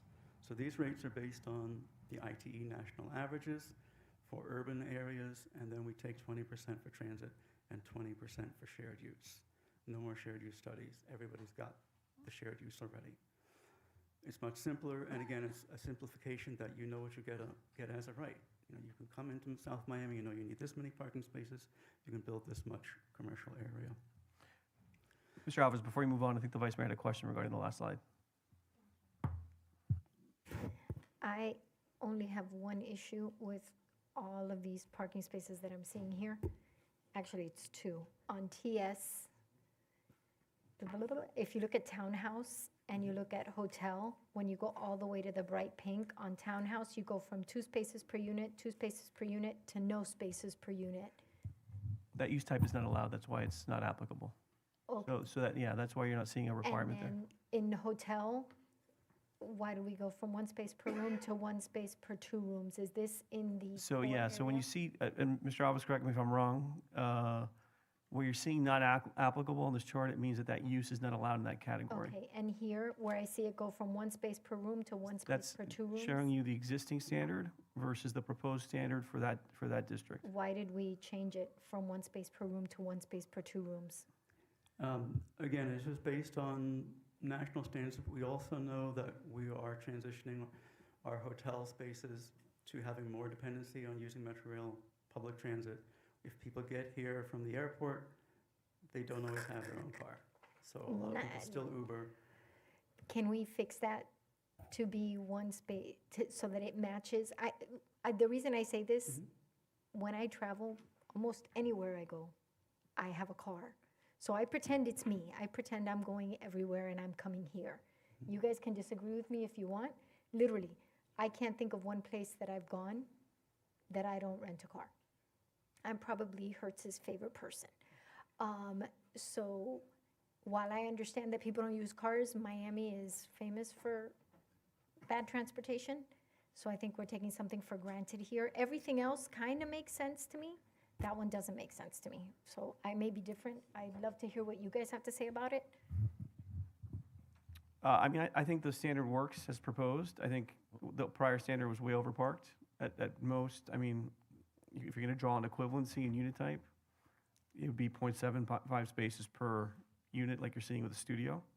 But again, that studio tendency is non-transient. So those people are probably more likely than a visitor to have a car. So, you know, I think it's fine at 1 space for 2 rooms. It's standard used in other jurisdictions pretty widely. So, but it's, again, it's a matter of the board's preference. Let's table that conversation till the end of the Okay, yeah, presentation, but you can that's- just note it as an item we want to discuss. Yep. Okay? Okay. And I want to say 3 things that I missed saying before. One, on parking, what we have right now is we park, for the TSDD, we park commercial the way we park suburban. It's the same standard as everything else. And we have a discount on the residential. Actually, it should be sort of the other way around, right? Because people still own a car. So we've taken, in this case, we've now discounted the commercial side of it. One of the things that's really important, and it's sort of on this slide, I think, benefits of reducing overparking. You never get parking right. There's no such thing as the right number. Generally, for 50 years, we've tended to overpark. But overparking wastes space. It kills space that you would have for habitable uses. It doesn't allow for a walkable downtown. Some of the cities that we all love, and they're underparked. So we are tending to, if we have to make a mistake, we would rather underpark than overpark. And the concept is that if we underpark, we can fix that. The city you'll have more permit requests, the city can build parking, somebody else can build parking with their development. And the last part comes into, there's a bonus, we'll get to that later. One of the bonuses is for building more parking than you need. So if you overpark, you're stuck with it. You just have parking lots, and it's very hard for anyone to develop them because they're part of somebody else's rights. So we've tended to shift our philosophy to we'll underpark if we get it wrong rather than overpark. Also with the concept that parking's very expensive, as you know, is $30,000 to $40,000 a space. And also as we move forward over the years and through the times, this will not all develop overnight. As we develop, the population changes. We have more people who are coming from other places. They're used to taking some alternative, whether it's a bicycle, an e-bike, whatever it is they do. They're used to doing other things, and we hope and think that that will happen, not tomorrow, but over the decade or two as the city redevelops. So let's that's the concept, that's the driving I philosophy. have an inconsistency in the language that I want to point out to Mr. Alvarez, but unless we have questions about the information on the slide, let's save the debate and discussion until later. So, okay, so let's move forward, Mr. Alvarez. Thank you. Parking, some of the other things is we try to increase the efficiency of the parking. One of the things here is that we do now, but we've reinforced the idea that we allow tandem parking spaces. Certainly if it's a valet operation, you can have tandem or stacked. If it's a residential, and we have allowed that before by, as part of special permits, as part of the large-scale uses, we will continue to allow tandem parking for a single residential unit. In other words, one unit, the cars can be in front and in back of each other, but not among different units. Simple idea that we assume that if people can get along well enough to live together, they should be able to work out the car thing, who goes out first, who comes back later. And that adds a lot of efficiency to those parking decks. And again, we want to kind of reduce the size of the parking in the downtown physically. The other thing that we want to recognize is that we do see, if you drive around Miami a lot, you know this, a lot of scooters are becoming very popular. Most places don't allow a place for them to park. And actually, scooters and motorcycles want their own spaces so they don't get hit by a car and knocked down. They also fit a lot better. They save a lot of space in a garage. So we're allowing a development to have more efficiency in that garage where there's structure, where maybe a full car space won't fit. There could be a motorcycle space or two, or scooter spaces. It's just a way to try to increase efficiency. There was no provision for that before. It would have been something that would come in with the site plan, but we're now showing it as a provision. And finally, we did also maintain the bicycle parking requirements. There's requirements now, they're more specific to indoor and outdoor, what's inside the building, what's outside. And they were adjusted a little bit. They were sort of out of calibration before, and we tried to get them a little more even with what's typically done in other cities. Development bonuses. So we have, in the sub-districts, we have a base height that each building can go to in the terms of number of floors. And again, we've tried to respect the rights. We have respected the rights for every property in doing that. So everything in the TODA or the core is 8 stories base. Everything in the area just around it, the light pink area, the TSDA, Transit Supportive District area, is 8 stories. And then the outlying area, the neighborhood area, is 6 stories. Bonuses would get each building up to a higher level. And we've talked about this before, focusing on parity of what you give and what you get. There's some bonuses that were in the past that were fairly simple, and we've tried to make sure that we get a little more public benefit for what we give. So the bonuses are, there are 7 basic bonuses. We have an open space bonus, which is to provide extra open space, in other words, above and beyond the requirement that's already, it's a little later, it's already in the open space requirement. We have an affordable housing bonus, which is to provide affordable housing based on current standards at that time. Workforce housing, condominium ownership, and you've seen all of these actually you saw for the SOMI district. Sunset Place. Sunset Place. Sunset Place. Thank you. Yeah. Yeah, it's downtown SOMI, DS. We have a sustainability bonus that can be used twice, one for each story. one for gold, one for platinum. Again, this is just like downtown SoMe, except here we do have, and we'll get to it later, we have a base requirement for sustainability. So actually, we expect this one to be more easily taken, because if you have to get green or bronze, then it's easier to just step up. And finally, I mentioned there's an additional parking.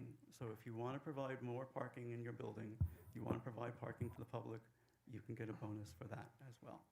Sorry, Mr. Alvarez, can you clarify on that point? Is it publicly accessible parking, or is it? It would be publicly accessible parking. Okay, so it can't be parking that meets your minimum. So you got to overpark your building. Right. Above the minimum. Correct. And that excess parking has to be accessible to the public? Correct. Okay, and presumably we can charge a fee for that? Correct. Okay. And it has to look like public parking from the outside. Okay. One thing to add to that point is there is a particular circumstance in the TODA, the Transit Oriented Development Area, the core. If you have a live local project because of state preemption, those projects are allowed to develop with no parking at all. We don't think that any reasonable residential project would come in with no parking at all. So this would be something that they can get a bonus. They have a little extra incentive to not put their cars on the streets of South Miami. So that would be the only case where it's still public parking, but it's to make up for what should have been private parking. As we get into the form part of the plan, so we're out of the bonuses, and we have a height plan, so we'll talk about where the bonus heights go. But let me just go back. You see that there's 7 bonus potentials, different potentials. There's actually a total of 10 stories that you could get out of bonuses, but in no location could you actually use all 10 stories. So this is a menu, and you can't eat it all, kind of thing. The street hierarchy is what determines our form, which determines our setbacks, our building, our step backs, and so forth. The best way to do that was not just by sub-districts, but we think certain streets are more important than others in a walkable area. And so those have been outlined. They're fairly similar to what's been done before. Sunset Drive. Excuse me, I'm losing my voice. But the streets that you have outlined in blue are called the primary streets, and everything else will be a secondary street within the downtown. And this basically keys into what we'll have later in the form regulations 2 or 3 slides from now. So the primary streets are a little more attention to a little more openness. The open space would be more of a public plaza, whereas in the other streets, it would just be maybe a pocket park. Their step backs in many cases are a little bit greater on the main or the primary streets. There's also some green lines. And again, this actually does exist, although it's hard to find in the existing code. But we do want to have paseos or cut-throughs for pedestrian passages for the very long blocks, and those have been outlined there. They're shown in green. Those are actually open space that would provide a bonus. So in other words, it's not mandatory, but we're trying to say where they would go so we don't have somebody taking a paseo just where we don't really need it. So it's open space, and it's something that could be applied for as a bonus. We have an open space plan. It regulates the amount of open space. It regulates where the open space goes and the types. What kind of plaza, what kind of park? Is it very public? Is it just a private space? Is it part of the entrance to the building? We have a few dimensions to make sure we don't get insignificant spaces. There's a mistake on the slide. The open space requirement is for everything above 20,000 or 20,000 square feet of site area or more. From 20,000 to 40,000, it's 5% of the site area. Below that, we don't have an open space requirement. It's just too burdensome on small parcels. Above that, the requirement is 10%. It's not 15. So it's 10, and then that's without bonuses. So you're required to do 10. If you want to have a bonus floor, you're going to put 5 more in, and you can have a second one of those and have 20% if you want to have 2 bonus floors, or the other way around. So again, this is the basic requirement. Bonuses add more. The building height plan is this is new. So at this time, right now, the height of the building, including bonuses, goes with each sub-district, MU4, MU5. In the new sub-districts, that doesn't happen. The sub-district decides which bonuses you can take in certain cases, like parking is not allowed outside of the TODA, but that's all it does. And it determines the base height, as it does now, because we do have to preserve those rights. The building height plan, so the purple is the highest, and then descending lighter and lighter colors of blue. So the purple area is the area closest to the Metro Rail station. It's the most intense, and it's allowed to go up to 15 stories. That's with bonuses. So if you have 8, you can apply 7 bonuses and get to 15. The medium blue color or darker blue color, again, we're moving out from the center, so we have a less and less intense effect visually. That is a 10-story area, and that would be everything more sort of the outer ring of that intense area of purple, and then also along Sunset Drive, because again, this wouldn't be effective right away. We have to rezone Sunset Drive or the hometown to be TSDD. And then as we go further away, there's a category of this sort of medium blue, sea blue, whatever you want to call it. That would be an 8-story. And again, that's where we're getting very close to neighborhoods. And then where we're even closer to neighborhoods, we're typically in the neighborhood area, the TSNA, Transit Supportive Neighborhood Areas, only residential. Those are 6 stories. And then towards the outside of that, you see some cross-hatching. And this is in the code, it's in the proposed code, and it's in the text of it, that says anytime you are within, across the street, adjacent or abutting a single-family neighborhood or residential neighborhood, you would have to have the first 75 feet of your project be no more than 4 stories. We would expect townhouses there. And the 75 feet distance was actually metered off of the Somi Park project, off of the related group project. That's exactly what they have. 75 feet in, they have the 4 stories, and then they go to the higher building. It seems to work pretty well, and so we're using it for the entire area of downtown as a ring around it, so that we never have something that faces the single-family areas or the lower density residential areas that's more than a 4-story building. And typically, if they're townhouses, most of them seem to come in at 3 stories, which again is what you see in Somi Park. Okay, Mr. Alvarez, before you go on, I think we have a couple questions. Commissioner Kaye? Yeah, Mr. Alvarez, on the teal blue on the bottom near 76th Street, before we had, I believe it was 8 stories with bonuses. Now we're seeing 6. Is that 6 with bonuses, or is that maximum? Which one are you?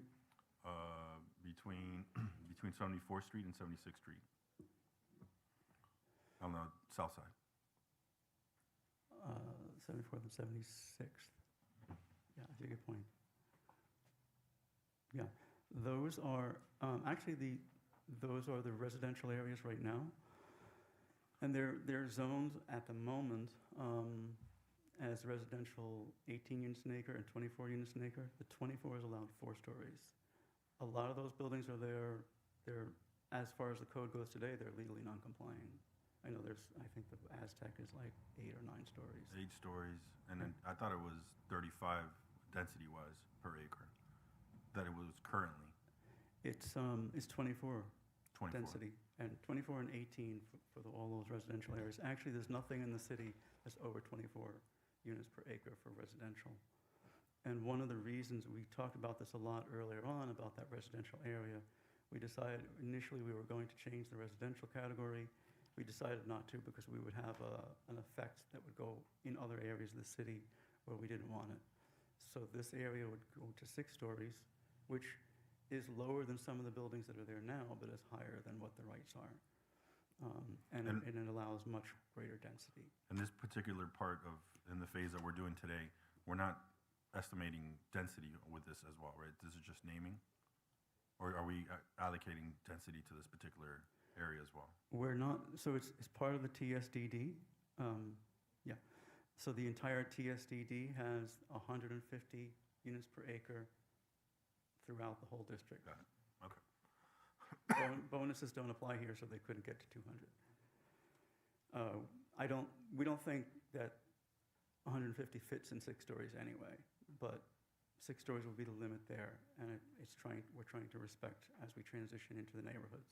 Do you think, because one of the issues that some of us on the commission want to make sure change happens in that particular area, we see condos updated, upgraded. Do you feel like 6 stories at that particular density will suggest or welcome change there? 6 is a compromise, to be honest. We had talked about 8, we had talked about 6, we talked about 7. The benefit here is going to be, so right now, as you go down to that area, and you might want to redevelop a lot of it, it's all parking lot. Most of it is surface parking. So the benefit here is that with a greater density to redevelop, you're no longer limited to 24 units an acre. So before you had 24 units an acre and it counts over the parking lot. So what do? You have a surface parking lot and maybe a taller building. Now we're saying you have 6 stories to work with. You have a very high density, 150 is quite a lot. You won't fit it all in there, but you can redevelop, you can get a lot more units in there, and it incentivizes that person, that investor, to actually build parking within the building and not have surface parking, because then you're just wasting the density. So, but again, it's been a balance, because we want to have, I remember when we first started this a year and a half ago, former Mayor Stoddard got up and said he wanted the sort of camel humps plan, and that's what we're trying to do, is make that nice transition that comes into the neighborhoods. And then the last part of it would be 4 stories. It doesn't have to be townhouse, but we expect to be sort of townhouse kind of structures that would face the street. It doesn't have to be. Mr. Alvarez, I think the Vice Mayor has a question. You're recognized, ma'am. I just have one question because I need you to clarify what you just said for me. If I'm not mistaken, you said there's a building there that's non-conforming, it's 8 stories. It's tall, but it's not wide, it has a bunch of parking lot. The way that you've done this is you'll take away height, so you give it width, so that they can build the parking and make it 6 stories, but they don't lose inventory, correct? Because what we don't want to do is like have somebody pass through the drive-through, get home, and there's no fries, right? Right.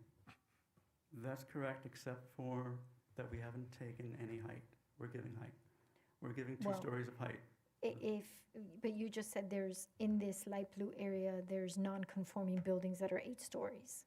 Right, but they're non-conforming. Yeah, but So they I just wanna exist. be careful with the way we say it. But they exist. Right. So right now, I'm pretending it's 8 stories, there's 75 units. So if they were to knock it down tomorrow, they could build 6 stories with 85 units and all their They could parking? build more units and more, and the Even the parking guy goes who with it. has an 8-story building? Yes. It's a very small 8-story building. Okay, that's what I'm the trying, floor that's what I'm plates are trying to very get small. at. Right. So we're not sending anybody home without french fries. Because what I don't want to do. They're getting a shake with their meal as well. So, I mean, essentially. There you go. Because you see, I'm trying really Yeah. hard not to say anything that's It's offensive. essentially, I think, in that particular case, you're bringing the building closer into conformity with the code. So Yeah, today, and it's not at half the and permitted not- height. They're getting closer to the permitted height. If they were to redevelop, they would get more units, more floor area, but in a lower envelope. Okay. I just want to make sure we're not sending somebody home with less than what they have today. Okay, thank you, and thank you. The last area I wanted to point out was the red cross-hatching along Sunset. So what happens here is we've wanted to preserve Sunset. We want to preserve the Main Street feel. And the Main Street feeling of it is 2 stories. The 2 stories, because in this code, we're allowing a very generous first story. It's 22 feet. It's a very generous first story. You could have a mezzanine in there. But we also know that for commercial, for retail, the trend is for very high-quality retail, we have these very high floors on the ground floor. So the 2 stories on Sunset would be something around 34 feet, potentially, which is, closer to a 3-story building of very small floors. But we want to preserve that feeling of the Main Street. So that area is a step back on those blocks of 2 stories, 34 feet, and it goes 75 feet into the property. We had a lot of back and forth about what kind of distance we should go back into the property. And in the end, what we're using is basically what most of the buildings are, not the properties, but most of the buildings are about 75 feet deep. So it's not to say that we want to preserve those buildings. We'll get to that later about what preservation will mean, but we're following the pattern that's there. And we'll see what happens. Again, it's a bit of an experiment because we're trying to go back and forth. We make too little or too much, and we decided on what the buildings are that exist now. So that's a step back for Sunset. The rest of the block can go to its 10 stories with bonuses or to 8 stories without. Question from, I think, Commissioner Corey. Hi, I just had a quick question about those units that we'd be zoning at the 2 stories on Sunset Drive. What are they currently zoned at? That's Is all. it- So that's one place where, okay, it's currently MUCR 4. 4 means 4 stories, and with the hometown overlay. That is a step back. It's not the full property, number one. So we are taking away for that part of the area, but we are also giving much more at the back of the property. So it would be a very difficult challenge to think that we're actually taking away rights from the entire property. And of course, the density is increased, and we are actually not looking at FAR. Right now, MUCR 4 is an FAR of 1.6 and 24 units an acre, 4 stories. 4 stories and 50 feet. So Mark, just to clarify on this point, so the crosshatch seems to be the entirety of the folio. So you're not saying the limitation applies to the entirety of the folio. You're saying it applies only to the 75 feet? right, in some cases, that might be almost the whole folio, but in other Right. cases, it's not. If it depends on, I guess it depends on what we have. So Like the bank's folio is bigger. I think the size of these blocks, we're not going to see much redevelopment that's not assembled.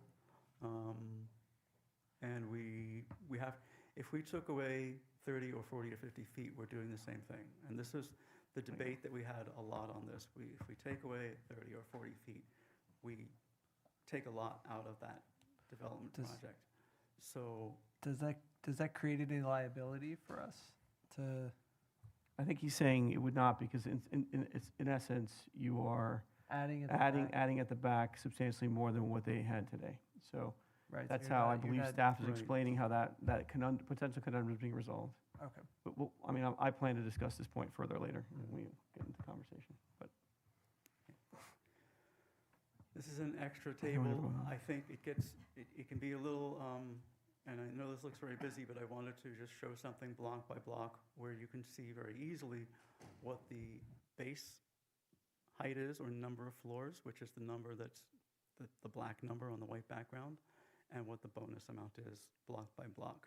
So you see there, for a lot of the district, we don't have we don't permit bonuses, so those are straight up numbers, 6, 4, where we transition into neighborhoods. And then as we get into the core district where we allow bonuses, we have possibilities to go higher than the base number of floors. So the idea was, it's a busy slide, but it was to just help understand for each block how that works. And then finally, I think you mentioned before that we had shown something different. We did make some changes between the planning board and this first reading. There's a lot of discussion about the height, and we've made some adjustments to where the heights go. And I wanted to provide a comparison of the two.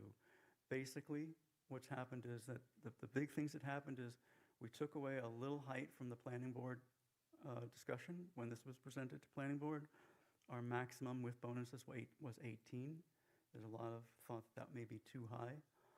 So we brought it down and spread it out a little bit geographically, so it's a little bit more distributed along US 1 and the Metro Rail tracks, and a little bit onto the other side, because of course we have a fairly high development in Sunset Place.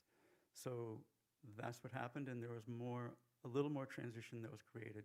The 8-story color height limit came through in those sets of discussions. Again, I just wanted to point out there was a change.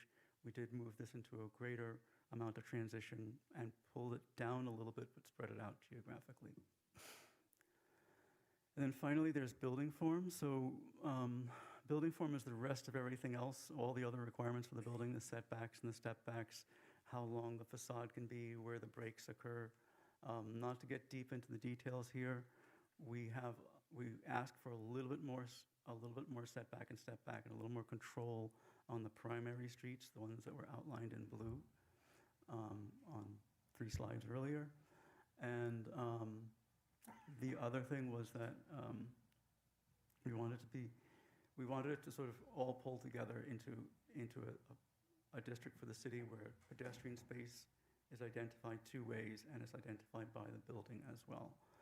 So again, there's a lot of details here. I don't know if we want to go through all of them, but suffice it to say we are providing a little more setbacks than are required currently.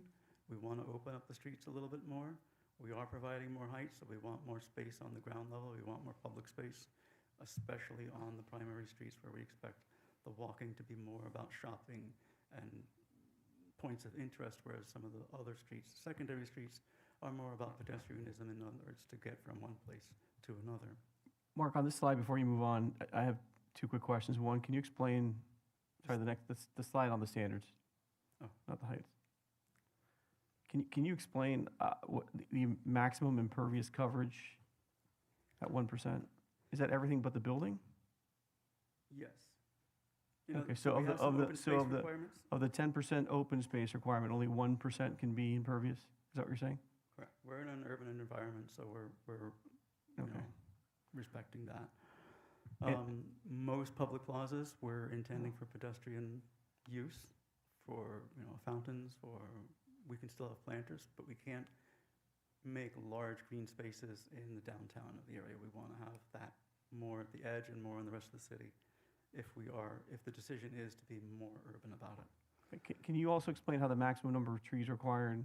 I'm sorry? Can you explain how the minimum number of trees required gets calculated based on the primary per lot standard and the 28 per net acre standard for secondary streets? It was not immediately evident to me what the interplay was between those 2 standards. It's actually out of the code that we have right now. Okay. So we have about a 25-foot spacing, and that's really where it comes from. We wanted to be we wanted that to be more strict on the primary streets and give a little more room on the secondary streets.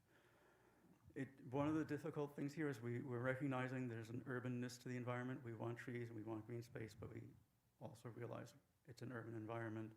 Okay, so basically, we're just to understand, we're basically saying that every 18.5 feet or so, you need to have a street tree on a primary street. Because if you do 3 per lot and your minimum frontage is 50 feet, it's somewhere between 15 and, I'm not a math major, so, Yeah. Yeah. Yeah. So it more or less goes with a car space. Okay. Car spaces. The other thing I do also want to mention is that a lot of the dimensions for continuous frontage, that was all based on development interests. So we know we have 65 to 70 foot double-loaded corridors, so we're trying to not go smaller than that. We want to allow development to happen without these catches where we ask for something that's impossible to do. That also works out for parking trays. They're 65 to 70 feet with structure. So, but if there's something to edit here, I mean, this is getting down to I the just want to details. understand what you're proposing. So on the second category, which is secondary streets, 28 per net acre, how does that get applied to the secondary street? That would be on the open space. It can there would be on the public open space and also on the private open space. And that's something I am sorry I missed. I skipped it while I was speaking. We have a requirement in here, a very easy requirement. Every development does it. But we have a requirement for, besides public open space, for private open space. There's almost no place that, actually a residential development, they never not include private open space. But private open space is very important. It's what's within the building, maybe above the parking deck. We want trees there too. If you can put them on the roof, that's fine. I doubt that. But if you can make a green roof with trees, that's fine. So we want trees in those areas. We are actually, though, now having a requirement for private open space because as we develop as a city, this puts a lot of burden on the parks. We want people to mingle and socially come together in our parks as well.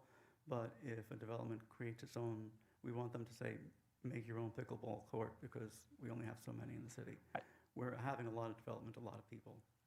Mark, I think I'm understanding how you intending to express it. I just don't know that it being represented at a table this way makes intuitive sense. Okay. These seem to be standards that would apply, the second one in particular, to the entirety of the lot. I don't know why it would be referenced on a column that refers only to secondary streets. So to me, you're kind of baking in some I understand what you're confusion. saying. So I would just say we may want to revisit just the presentation, maybe not the standard. Mhm. So it just reads a little bit more intuitively than what you have right now. And again, the 3 per lot, that's basically your street tree requirement. I don't know that needs to reference any primary street, but where you have a lot expressing itself along any frontage, you're talking about one every, let's just say 20 feet to round up, right? Essentially. Okay. I think I understand what you're intending there. Okay. Okay. I'll fix it. Okay.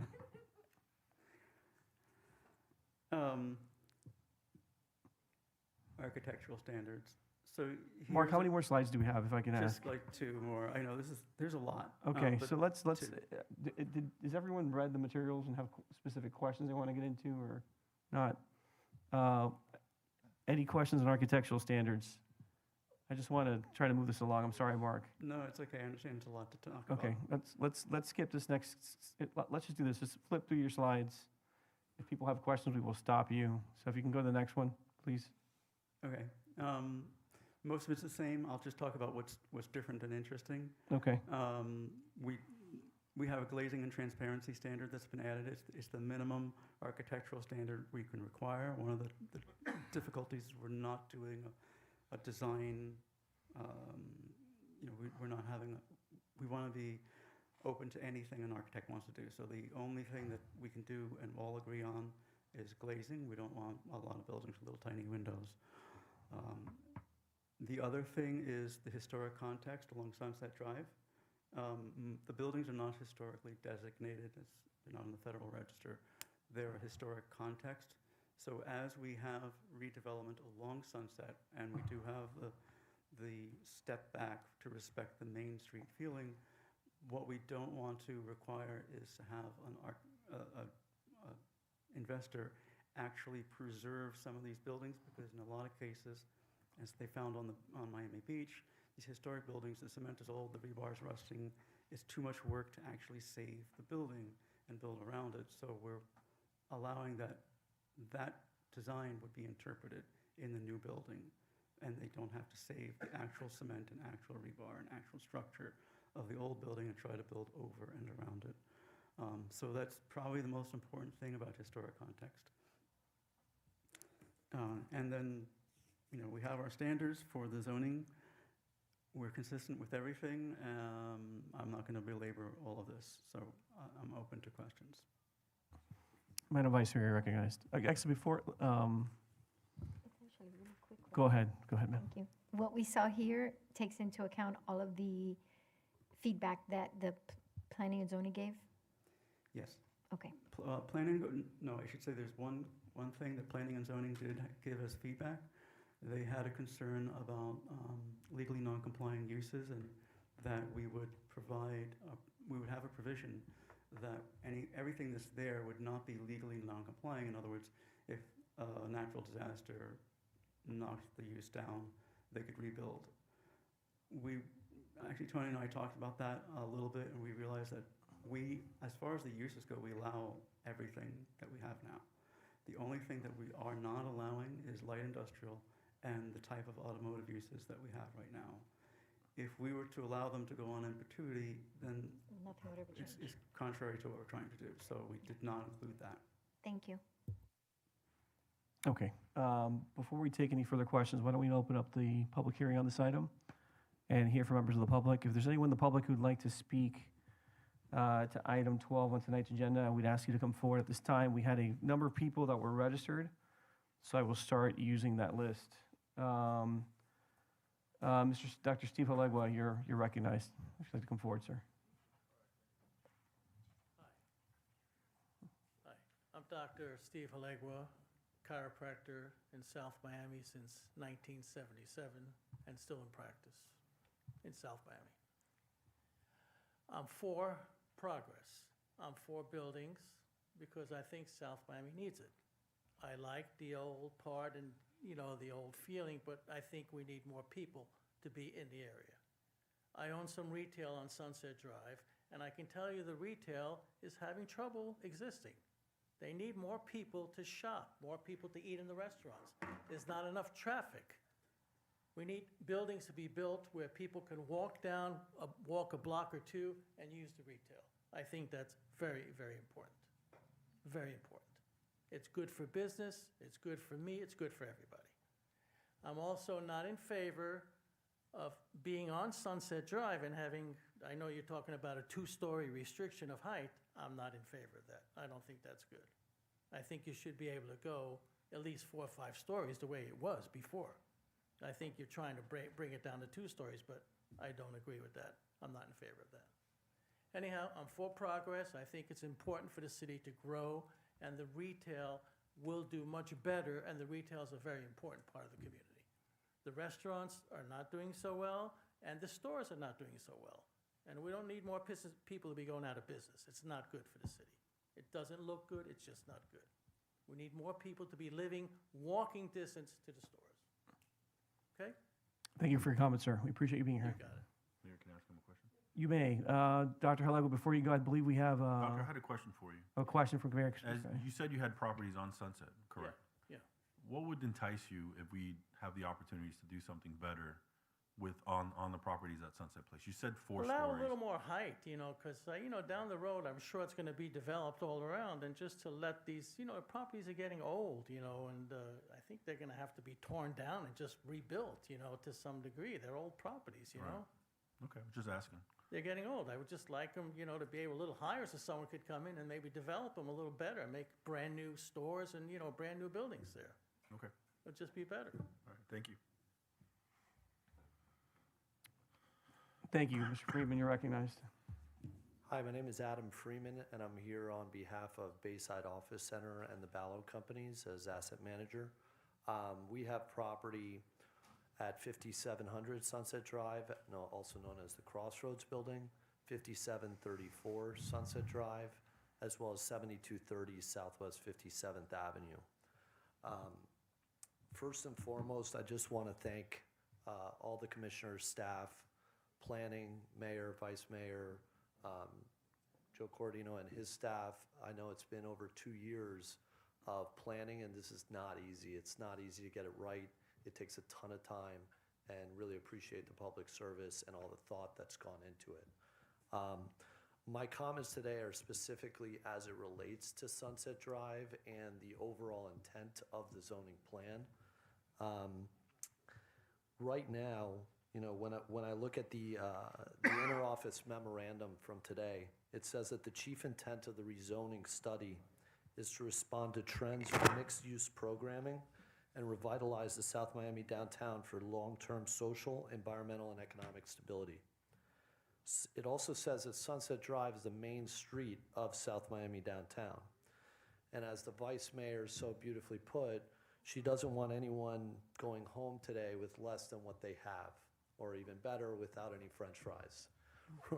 Right now, we do not have any French fries as it is written in the code today. Currently, right now, those properties are zoned for 4 stories, 50 feet of height. They are going down to 2 stories and 34 feet of height. And while I understand Mr. Alvarez's point of 75 feet and then anything beyond that, you can build up from there, it's not really how development works. We don't build 2-story buildings 75 feet deep and then 25 feet of 10-story buildings. I think the plan needs to be looked at again. And if you really look at what this is doing, it's essentially establishing Sunset Drive as a preservation district or even as a historic district. And in other municipalities, there are always incentives to preserve that. If you want to create and preserve that neighborhood feel that has made it special in the past and continue that, then you need to help property owners preserve that. Because right now, as Mr. Halegua said, the retail conditions out there are tough. Businesses are turning over. They're not able to pay their rents. And keep in mind that the standard retail lease is a triple net lease, meaning all property expenses are passed on to those business owners and those tenants. So when a building is dilapidated, when it needs extra work, the tenant ends up paying for that. So if there's an incentive program similar to the city of Coral Gables, the city of Miami, it's not a new concept for transient development rights that can be given to those owners. If you want to say you can't build 4 stories anymore, you can only build 2, well then help us and incentivize us to beautify those projects and make the city better. Typically, when that happens, we can tie those transient development rights to property improvement. You don't get your transient development rights unless you're improving your property. That will help improve the corridor, because as it stands right now, Mr. Alvarez was saying, you don't want to see those historic properties remain. Some of them are older, it doesn't make sense. But if you want new development there, yet you're removing property rights and property height, where's the catch? It's just Sunset Drive property owners being left holding a bag, and they're not exactly being treated fairly. So I think you've got a lot of things right in this plan, but I urge you guys to look at that again and create some type of incentive for Sunset Drive, either transient development rights or a fund related to Sunset Drive rehabilitation, whatever it may be. You're going to build an entire city around one street that's your most important street, and yet you've forgotten that one street. It is the only street that is going through a downzoning and losing property rights with zero incentives to help preserve it.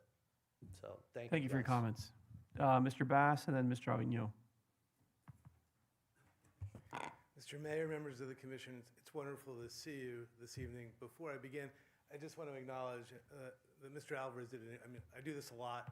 He covered a lot. That was an incredibly thorough presentation.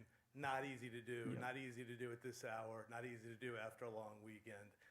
So that was really a very thorough, comprehensive presentation. I'm here tonight representing a repeat customer. I'm very proud to be representing Avalon Bay. Avalon Bay is the developer of the Avalon South Miami project, sometimes referred to as the Winn-Dixie project, now referred to as the Fresh Market project. I think it's a great compliment. You should all be very proud that such a preeminent developer that would undergo such a difficult execution with that project would be here again seeking to develop in your jurisdiction. I'm quite proud to say we have an incredible project under contract, a 12-parcel triangular piece that is bounded by US 1, Sunset Drive, 59th Avenue, and to the south by Southwest 73rd Street.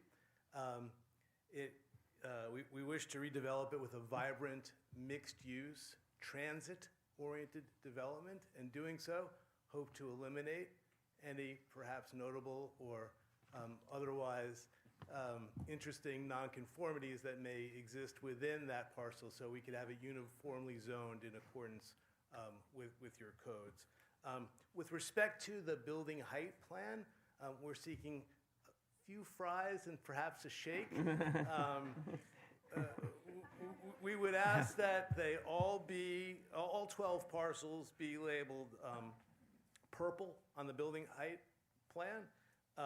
Presently, 3 of the parcels in the triangle are proposed 10 stories, but we would like the parcel to be uniformly purple there. And we would ask that only the northernmost parcel at the tip of the triangle, which directly touches Sunset, be limited as sunset buffer, and that the parcels behind it without any frontage on Sunset not be so limited. I'd be quite pleased to work with your staff and you all between first and second reading to continue this conversation. Hopefully we could amend this between first and second reading to get our fries and shake. And if not, we would be happy to continue the conversation within the context of a separate district. I thank you all for the care and time that you've put into this important exercise, and I look forward to seeing you between now and second reading. Thank you. We'll take your payment on the way out of the drive-through. Thank you. Mr. Avignon, you're recognized. For the record, Javier Avignon with the law firm of Bills and Sundberg, 1450 Burkeville Avenue. I'm here to echo the sentiments of the prior speakers. I think this has been a very, well, and I will speak about the fries in a moment, but this has been a long road, and there have been a lot of iterations of what is before you today. I think the refinements that are before you are largely in line with what the general public and the property owners are wanting to see. I will start with one of the comments made by the mayor with regards to the chart. I do think the chart perhaps can use a little bit more fine tuning. There were a couple of items on there that, at least to me, and perhaps it's just a misread, seemed off, like maximum lot area at 12,000 square feet. I'm not sure if that's intended to be the actual maximum lot size. I assume it's not, and I'm misreading what the intent there is. But the largest item that I wanted to discuss was density. I know that Mr. Alvarez mentioned that putting in the density restriction was sort of based on the existing conditions and not really seeing an issue with achieving that maximum or exceeding that maximum lot size. But I'll tell you in specific in the TODA area, which is set to be at 15 stories with bonuses, getting to in specific sites that already exist and are already in place, right? So this isn't a new grouping of properties. Achieving that, the ability to go higher than 200 units is not doable with the current regulations. In other words, we are looking to get to what today's standards are, which are either no density in the TOD area, or perhaps there's a mechanism for a non-conforming, or an existing property to be able to exceed the maximum lot size, exceed the maximum density. And what I'll tell you that is easy to do here is you already have a minimum unit size. You already have a maximum height. So if you're building within the envelope, I'm not sure I see the damage of it going beyond the 200 units per acre.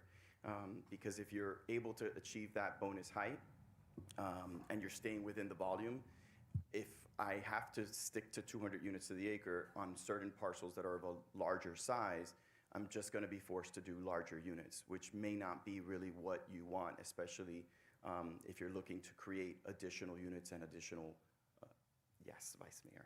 So that's my fries. So that's Those are the perfect fries you segue. want. Ask him a question. Does that Yeah, conclude your comments? that does. Okay, I believe we do have a question from the Vice Mayor. Madam Vice Mayor, you're Yeah, recognized. right. I always have a question. When you're talking about unit size, you're not talking about those like micro units, No, right? so your minimum unit size is 550 square feet. So micro units typically are between 250 and 275. Yeah, because did we kill those? I mean, just We did. We Yeah, killed them, you right? Because we killed never them. have to see They're the Roach dead. Motel again. So Okay. you're at 550 square feet. So just to give you an example, representative example, what the property I'm talking about in particular is 5959 Southwest 71st Street. You all will know it as the Roadway Inn property. So the redevelopment of that site, in order for us to, when you work out the 15-story volume, if you will, achieving all the setbacks, the parking requirements, et cetera, and meeting the minimum unit size with a unit mix, an average unit mix of about 800 square feet. So there's 2-bedroom units in there, there's 1-bedroom units in there, and there are some studios. You'd be leaving about 50 units on the table if we're capped at 200 units to the acre. Does that? I just wanted to give a representative sort of example of why that piece is important. A question, you mentioned something about non-conforming sites, and so what about that site is not conforming?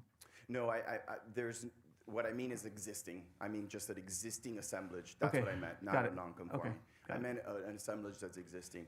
I think candidly in the TODA area, you've already made a policy decision that this is where you want your height, this is where you want your density. And it's consistent with what you have presently, right? So the fries reference, Vice Mayor, which you won't live down today. But that's what you have now. So there's not anything inconsistent. I understand the desire to have a maximum density, but I wanted to share with you that particular example because there would be, in that case, because there's already an existing assemblage, you wouldn't be able to achieve, you would be capped. Understood. Further questions? Yes.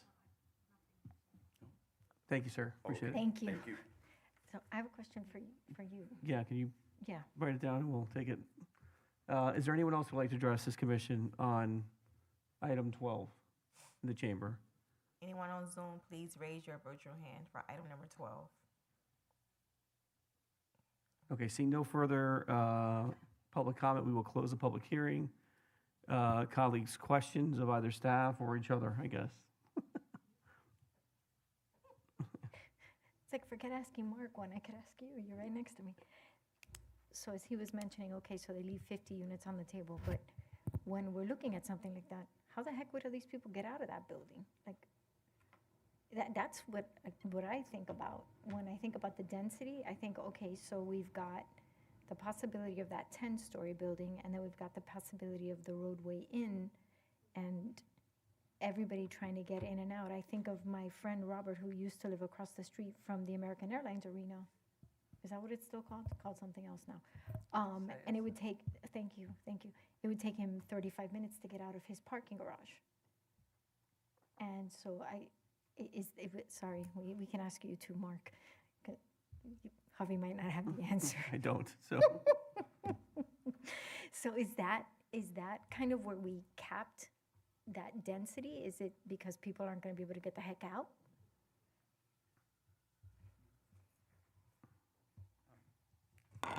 That was your question? I'm sorry, I was Yeah. speaking and didn't hear it. Yeah, no, like, okay, so when we're taking into account what Mr. Avignon very nicely pointed out, hey, we're leaving open space on the table.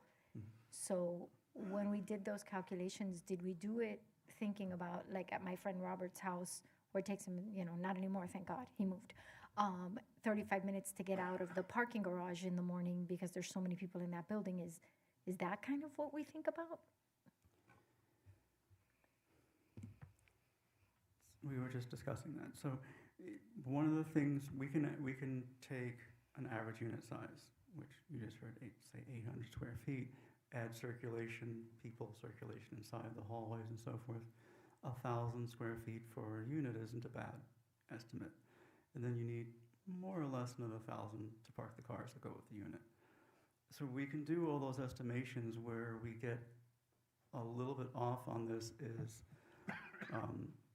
the shape of the buildings and the amount of amenities and private open space and the other things that go with that building, the lobbies, the back house, get very hard to estimate. So as far as estimation goes, it's something that I'm happy to do, but I have to do it in a very generic way for every single block. When we talked about density, so we have gone forward without a density limit for, give or take, 7 years with the TODD, now TSDD, and form basically the bulk of the building and a lot of development parameters, double-loaded hallway and so forth, define what that'll mean. So I'll take 6075 across the street. You didn't get a giant block taking up the whole block. It's got a shape to it. Those are things, because we can't zone that quite specifically, we can't estimate, but we know that the buildings will not take up the whole block. So those floor areas get pretty difficult.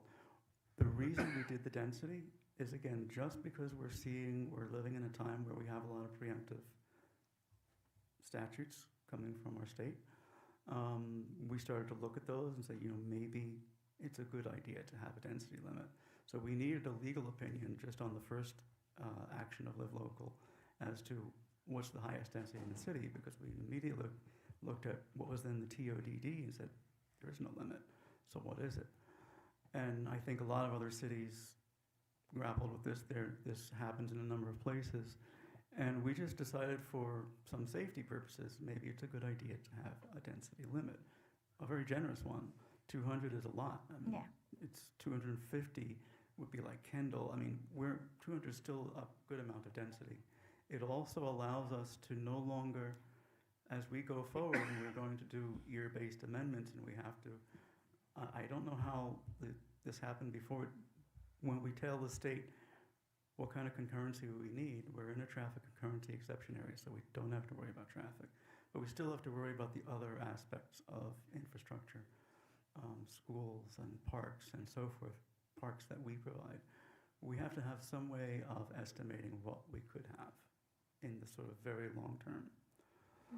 And all of this is very difficult also because we own development. It doesn't all happen tomorrow. We won't have 200 units an acre on every single block tomorrow. It's going to be like 10 years from now, 15 years from now. So it's really something to be conservative, and the best metric to use, since it's so hard to estimate every single block and every single circumstance, every particular pro forma that each investor might have. They want high-end, they want affordable. Those are different. Those are, if we're talking about affordable housing or workforce housing or high-end market rate housing, they're very different in the amount of square feet that fit into that form, amount of units that fit into that form. So it became very difficult, and we decided just to use what little history we have. We have two developments that were approved. One was at approximately 150, 146, I guess, and the other was at 196. 200 is a very good number to be at. I mean, that's quite high. Got you. So that's how it got established. It's that simple. We went through all the complicated stuff and came back to a very simple one. Just use what happened. Thank you, Mark. Okay. Further questions of Mr. Alvarez? None? Okay.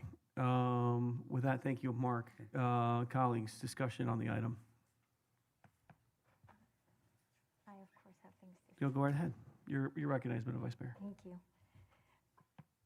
Would we want to consider leaving the buildings on Sunset Drive at the 4 stories, 50 feet that they are today? So we're, in essence, not removing something from them? Reducing, yeah.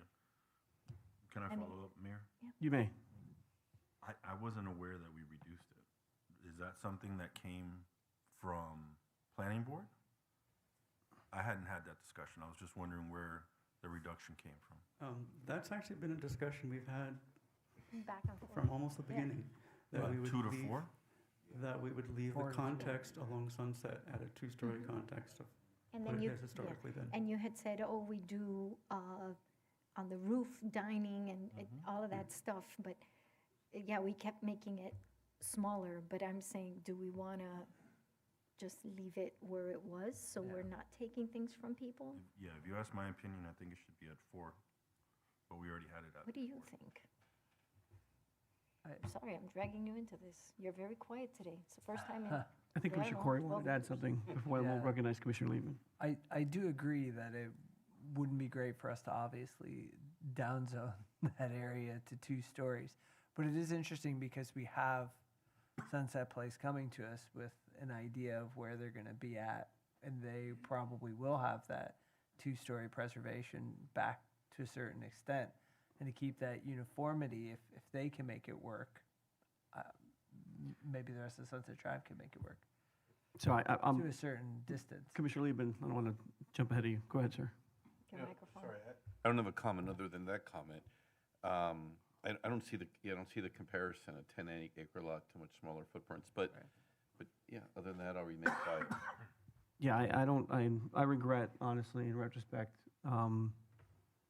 allowing for that setback on Sunset where it was. I should have frankly, personally, dug in much deeper on that point because I'm seeing the creep now with this conversation. So I'm just gonna lay out all my issues. And I apologize to Mark and Tony because I had thought I had sent you comments on the actual draft. I only sent you my map comments, some of which are reflected in the map that was presented here as a refinement. You'll limit your issues to the zoning study, right? Correct, yeah. So I think we need to consider whether 90% lot coverage is advisable. I mean, a lot of what we've heard by way of feedback from neighbors in response to the one project that's vertical, which is the Fresh Market project, is that the building feels too massive, right? I think part of that is, I'm not sure what the lot coverage is there, but I'd love as a reference point to know what we approve there. Because that's the uniform feedback. I think people are interpreting the lot coverage as height, and the height feels more exaggerated than it is because it feels like it's the entirety of the block. So I would suggest we look at a 90% maximum lot coverage as something we might want to revisit down slightly, and maybe allow for a 90% lot coverage with some incentives or some sort of contributions from the developer, just to limit that impression gets further baked in the mind of the public. I have serious questions about where we got the bonus values from, and I think we're probably just carrying them forward from the Sunset Place document. I don't want to use that as the basis for establishing values, so I think between now and second reading, if we can engage Mr. Magenheim to talk about how we can, Mr. Magenheim is our appraiser that we've used on a number of projects that's on contract with us. I would just want to engage him in a conversation about what the right valuation is for these bonuses, so that we're getting, fair value for giving those concessions on height. Related to the lot coverage, we're talking about 20,000 square foot floor plates as a maximum here as well. Again, I would just ask that we have some further conversation about whether that maximum floor plate size is advisable for the reasons mentioned before. We had Mr. Jacobs come in here and talk about the fact that, now there seems to be more obstruction in the air. Obviously, the larger the floor plate, the more the height feels like an imposition. So, and then beyond that, you mentioned the hotel parking, Madam Vice Mayor. I would tell you what's in the code is probably a good standard. One space for every 2 units is not a bad outcome. I think that probably a lot less personal passenger automobile trips out of a garage with a hotel use. You're certainly going to see a lot more shared use rides to and from, or public transit related rides in today's environment from those uses than you would have historically. And I think if we're basing it on the IT manual that's updated, it's probably a fairly good indicator of what the trip generation would look like, or profile would look like for that product. Probably going to surprise a bunch of people, but today I'm going to vote no on this item. And my no vote should not come as a surprise. I'm, again, I think this is all good and well-meaning, but to liberalize the envelope and cut our nose to spite our face, which to my mind is to either upzone Sunset Drive, or if we're going to leave it static in today's environment, not concede some additional rights to those commercial property owners for what is, I think, the greatest gift they can give us, which is allowing us to preserve what is the character that can make this place special and different from any other TOD in Miami-Dade County, I think is a mistake. And so I just want to be on the record on that point strongly today. I think I don't want to tag the setback to what we're seeing at Sunset Place. That is a much larger project. The only reason I didn't dig in is not to be a no. I don't want this commission to be an obstacle to progress. We've seen where that left us the last time around. But I don't feel that today's code is certainly not optimal. But today's code certainly, we've had some success working with the current parameters. I like where we're going generally, but I don't want to go in that direction and sacrifice the thing I think it's going to make this town eventually special. What's going to draw the contrast between the old and the new, and really define a special place. So, I'd like to see, I think Mr. Freeman's statements perfectly encapsulate my sentiment, which is, let's keep it at the scale that it's at. Let's give them rights that they can sell. Not a shocking position to all I'm of gonna you, smack you with given all the comments I've made before. So that's where I'm at. Yes, sir. Just to follow up on a couple things you said, and one thing the Vice Mayor said, in terms of I don't want to get too granular here with one item, and what did you say, Vice Mayor, 75 pages, but in terms of hotel parking, I'm fine without any parking requirement. So on the other side of that argument, in terms of the Winn-Dixie project, Fresh Market, call it what you want, I believe the floor plate's the entirety of the lot. I believe there's 100% coverage in terms of the floor plate, in terms of the lot coverage. There's that open plaza. Certainly not to scale of what we anticipated it would be, but in terms of the plan itself, so this way we're not throwing the baby out as well, because I see how good you are with babies. Is your only concern in this plan the Sunset Drive? Or is it? That's my major concern. Okay. I mean, I think, you know, we've done a pretty good job of calibrating the transitions back to the neighborhood. You know, we've had a conversation about 74th Street before. I'm concerned the more we bleed south, the more it invites opposition, but I think we're striking a good balance there. I'm with you, and I appreciate all your concerns and the concerns you bring to the dais as a land use attorney. So maybe we could approve the plan.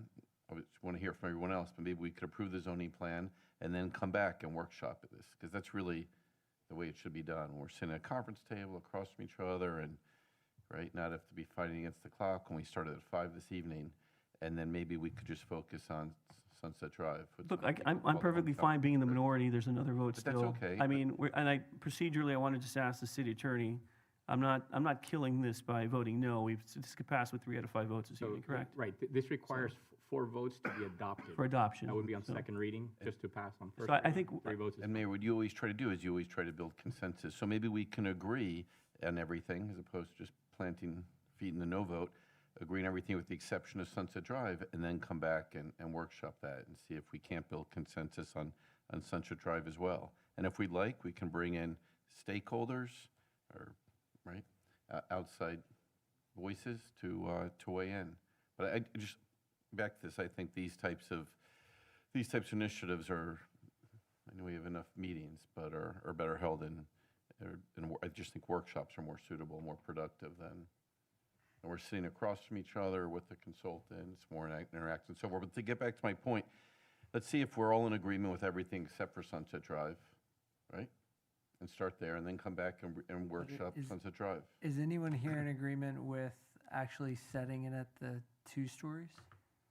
Because I know I'm not, I know Commissioner Liebman's not, and Commissioner Kai is not. Can I say something? You may. I think there's just a question. So I mean, are you? Let's just go around the horn. So are you better at 4, or are you fine with 2? I think that was the. I don't want to take away property rights and current property rights, but I absolutely appreciate the mayor's perspective, which is correct. What makes Sunset Drive, 57th Avenue to US 1, and we want connectivity in there to US 1. What makes that Main Street special is it's a Main Street. Why do people it's central, but other than that, I mean, no one argues, it's tired, right? It's a neglected area. There's no restaurant that pops up in your restaurant Rolodex, right? There's no real draw there. So, it's the architecture. Be it tired, but once you have 4 stories and it won't all happen at once, then I think it goes from Main Street to a low-rise corridor, and we should preserve what makes this city unique, or one of the things that makes this city unique. So, I have a question though, but isn't it 4 stories now? Yeah. It's so we're not taking anything away.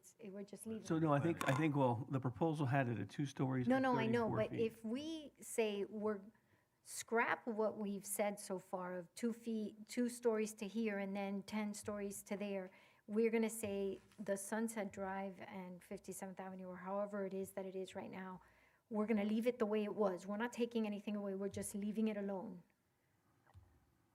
Would that appease your sensibilities and yours?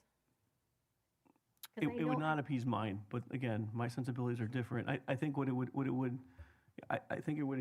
address some concerns others have about any potential takings claim, although I think staff has said what we're doing is limiting the envelope for a certain amount of feet and then liberalizing it substantially beyond that. Okay. So, through the mayor. Yes, sir. I think the challenge is what we always had is how do we incentivize the owners of Sunset Place to develop something that's not dated, something that's a little bit. Sunset Drive. Sorry, what did I say? Sunset Place, it's Oh, fine. sorry, Sunset Drive. How do we incentivize them to do that, right? So one option was always TDRs. The other options is let the market take place what they want to do. We had spoken about that, and we just, I think that we just need to settle on that. The 4 stories, I wasn't aware that we lowered it, but I'll I'm always been of the opinion it should be 4. We should never And I think that downsize that. 4 out of the 5 of us, I think right now, 4 out of the 5 of us are maybe feeling that we keep the 4 stories that were there, and 4 out of the 5 of us have always been no TDR. So I think we're landing back where we started. So, What I wanted to state is, how do we incentivize those? And TDRs is always the avenue that the mayor wanted to go do so. But we've had ownership here that we spoke about that they would rather just sell it, not really upgrade the building. So it doesn't transfer like that. And so those are the things that we have to take into consideration. What I was going to say along those lines, we're debating 2 and 4. It's currently 4. How much development have you seen in Sunset Drive the last 20 years where it stands?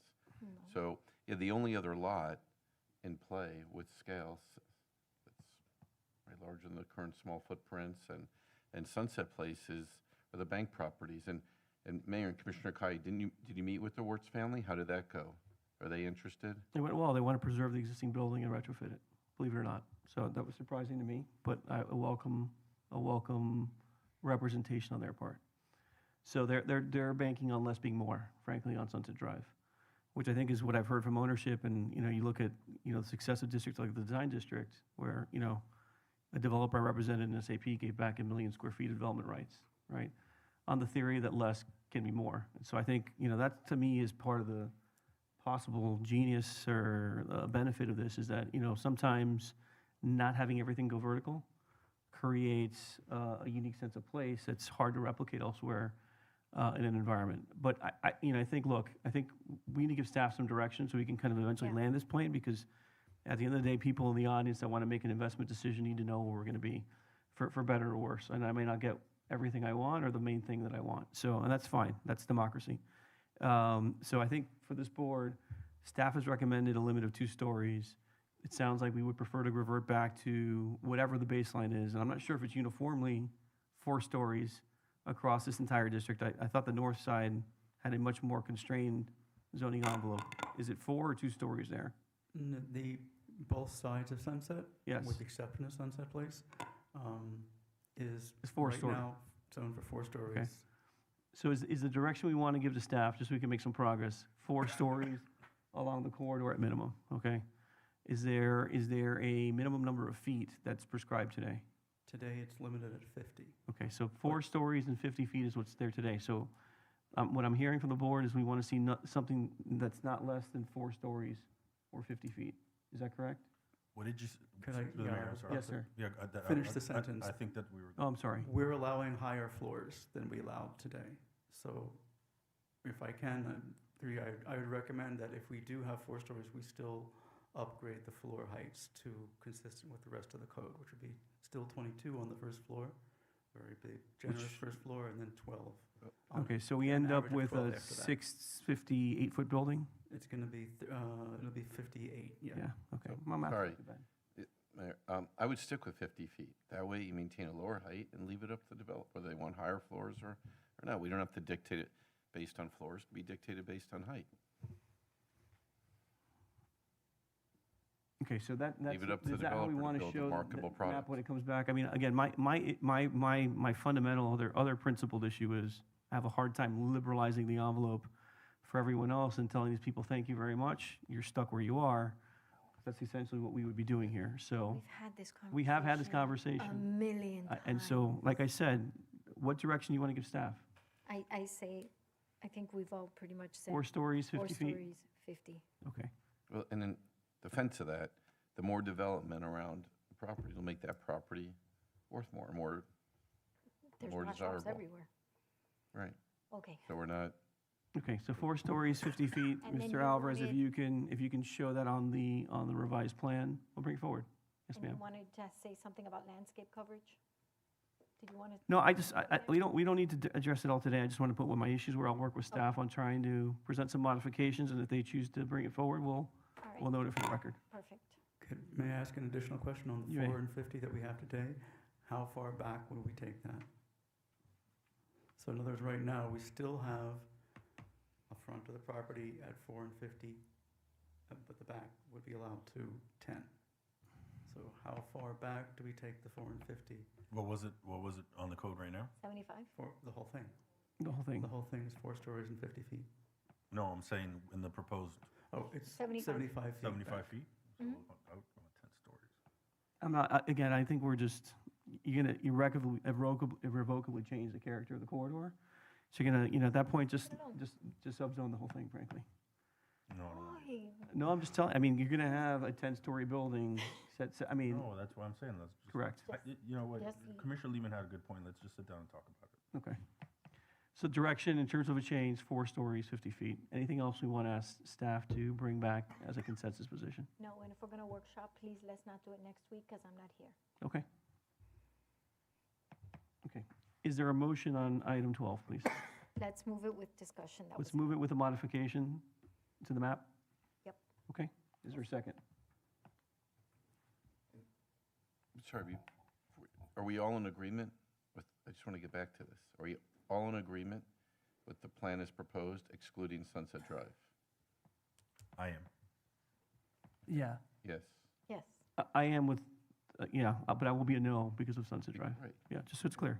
Okay. Right. Okay, Okay. let's rock and So roll. we know we need to focus. Okay, so we have a motion. I haven't heard of a second yet. Who's the second? Did I motion it? You move, Madam Vice Mayor. Second. Commissioner Kaye, sorry, Commissioner Kaye, sorry. who'd like it? I'll take it. Okay, so Commissioner Kaye, you're the second. Madam Clerk, if you can call the roll, please. Commissioner Cayenne? Yes. Commissioner Corey? Yes. Commissioner Lehman? Yes. Vice Mayor Bonish? Yes. Mayor Fernandez? No, Item passes first reading 4-1. thank you. If we can read item, yes, sir. I have, I'm sorry, go ahead. The workshop, would that be in this month of September? I think that would be the goal, Yes. certainly, yes. Just Actually, not should- next week. Should we set a date, 2 weeks? 2 weeks from today. So that would be a commission meeting. And that's a budget hearing as well. Oh, we have a budget hearing? Aye, people, Also, that please. following Thursday then? Why don't we do 16? Was that a Thursday? Let's do this. Let's have the clerk circulate some dates, and we'll get a consensus that way, okay? But it'll be this month. Okay, that Thank you, was- sir. that was my- And in that time, would we also, I'm asking, through the manager, will we also be engaging Mr. Magenheim on the bonuses issue? Yes, I would ask that we certainly consider that. So, Mayor, Commissioners, can we bring this back for second reading on October 1st then? So that Yes, there's please. time to implement Yeah. those? Okay, That'd be great. Thank you. Okay? Okay. Madam Clerk, if you can read item 13. Wait, are we going up? Yes, item 13. Just trying to get people here, who are here in the audience out of the chamber. An ordinance of Yes, the Mayor and yeah. City Commission of the City of South Miami, one should be Florida, quick. amending Article 3 zoning regulations, Section 20-3.3D, permitted use schedule of the Land Development Code to allow used merchandise establishments within the low-intensity office district. Thank you. Do we need a presentation from staff, or is everyone ready to vote on this item? I'm ready. You are? Okay. It's a Allow public. the use. That's a public hearing, my apologies. So if there's any member of the public who'd like to address item 13, which is an ordinance to our permitted use schedule to allow used merchandise establishments within the low-intensity office district, please come forward at this time. And if you're on Zoom for item 13, please raise your virtual hand. Seeing no one in the chamber and no one online, we will close the public hearing. Again, colleagues, any questions? If not, I'll entertain a motion on item 13. I'll move the item. Is there a second? Second. We have a motion by Vice Mayor Bonich and a second by Commissioner Corey. Madam Clerk, if you can call the roll, please. Yes, Commissioner Cayenne? Yes. Commissioner Corey? Yes. Commissioner Lehman? Yes. Vice Mayor Bonish? Yes. Mayor Fernandez? Yes. Item passes 5-0 first. Thank you. I'm sorry to keep you waiting. If we can read item 11 into the record, please. Item 11, a resolution of the Mayor and City Commission of the City of South Miami, Florida, approving or denying an application for waiver of plat pursuant to Section 20-4.2 of the Land Development Code, seeking to subdivide a property within a semi-state residential RS2 zoning district located at 5400 Southwest 63rd Avenue. Thank you, Madam Clerk. Colleagues, would anyone like a presentation from staff on this item? Okay. Marcus, if you can come forward. I think we have a question from the Vice Mayor. Anyone else have any questions regarding this item? Okay. Madam Vice Mayor, you're recognized for your question. Hi, Marcus. Vice Mayor, how are you? I'm great, thank you. Is it possible, John, for us to put up the conceptual site plan, please? Okay.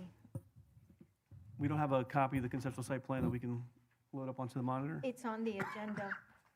It's page, what page is the PDF? I don't know. It's, on the agenda, Did you want to show it for a particular reason, Madam Vice yes, Mayor? I have a question for, I mean, I can take my computer up to you. We can also, I think he's probably got a copy of the site, do you have a copy of the site plan, sir? Yes, he does. Okay. Webster, you can get it from the link. Oh, okay. Why don't we try without the audiovisual and see how far we go? 11. Conceptual. Conceptual site plan. Are you ready for me? Yes, what can I do for you? When I look at the location sketch on the top right, It's on the screen, already. okay, there. When I look at it on the top right, the hashtags show me the property in question. All of the other properties are showing their full size, so this property would be the only property to be subdivided into a smaller lot. Everybody else would stay the size that this property is right now. Yeah, this is the only property that would be subdivided. All the other ones would stay the same. So everybody else is the size this property is right now. Yes, so, No, with, the, no. That's what I'm, Yeah, I want to they understand the vary, question. they vary in size based on the median analysis, but they're roughly approximately the same size as what this property is currently. Are you talking about once? So, hold on a second, sorry. So just to clarify, I think what the Vice Mayor is asking is, she's seeing a location sketch at the upper right-hand corner of the site plan that seems to indicate what appear to be the platted lot sizes. Are those lots in that current condition, sir, or are they, have they been subdivided by waiver of plat into smaller lot sizes? No, they haven't, the other lots on in that location sketch have not been platted or recently platted. So they are currently the size that's shown on that location sketch? Because I have you saying correct, and I have the applicant shaking his head in the back. So, Mr. City Attorney? No, the answer is no. So let's, if you can come up to the you record, come I'm up, happy to please. recognize you, because we can get your comments in the record. But before I acknowledge you, please come forward, just in case you have a question. Mr. City Attorney, did you want to add some clarity to this conversation? Yeah, I was just going to add, I think what Mr. Lightfoot's referring to is the platted dimensions, but those properties are actually, most of those properties have been divided. In fact, I kind of did a very crude map of the area. Okay. And, oh, good Lord. you know, just from the property appraiser's office, then these are owned independently. Most of the properties are owned in roughly the same size. Some of them are broken up down the middle, so they're about 21,000 square feet per property. This one is about 15,000 square feet on one side and about 28 on the other. Okay, so anticipating the Vice Mayor's question Yep. to staff, approval of this waiver of plat would essentially render this lot consistent with the division of the balance of lots in the area. So we're not, it's generally, lots are, it's of equivalent size to other lots in the sub-area. Roughly. There are some that are a little bit, I think the 15 would be, on this same block face, I think the 15 would be the smallest one, save for the one on Miller. Okay. But across the street, they're all 13,000 square feet. Across the street going west, or across the street going west? east? West, okay. Yes. So the lots that they're facing have a similar character in terms of Correct. size, and maybe slightly smaller? Correct. Okay, Thank you. okay. I thank you for sitting next to me. No problem, happy to help. And I just want to, just so I understand the map, because to me it was a little bit unclear. Lot 2 is how deep, Mr. Lightfoot? It is 110. 110 feet, okay, Yeah. so it's that line, okay, so that pool will be demolished, or is that, oh, sorry, is that pool is part of the new one-story CBS That pool- residential structure? The pool would be part of the new, it's proposed, it's currently not there now. Correct. It would be part of the redevelopment of the existing home Okay. on lot 1. So the lot fronting on Southwest 63rd Street would have a very deep setback that's equivalent to almost the size of the lot depth of Lot 2, is that Well, correct? yeah, but that's the minimum required for RS2 is 35 feet.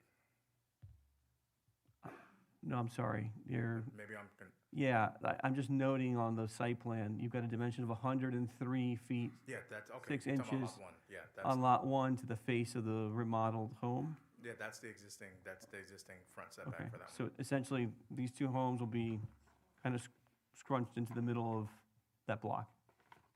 Pretty Okay. much, yeah. Okay, so I understand what I'm looking at, okay? Colleagues, any further questions?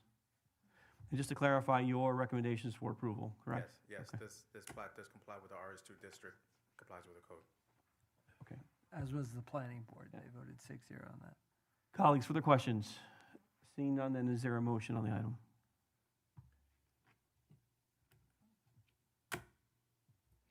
Y'all, this is the quietest commission we've ever had. Everyone's, no one wants to I move. move the item. I'll second. Thank you.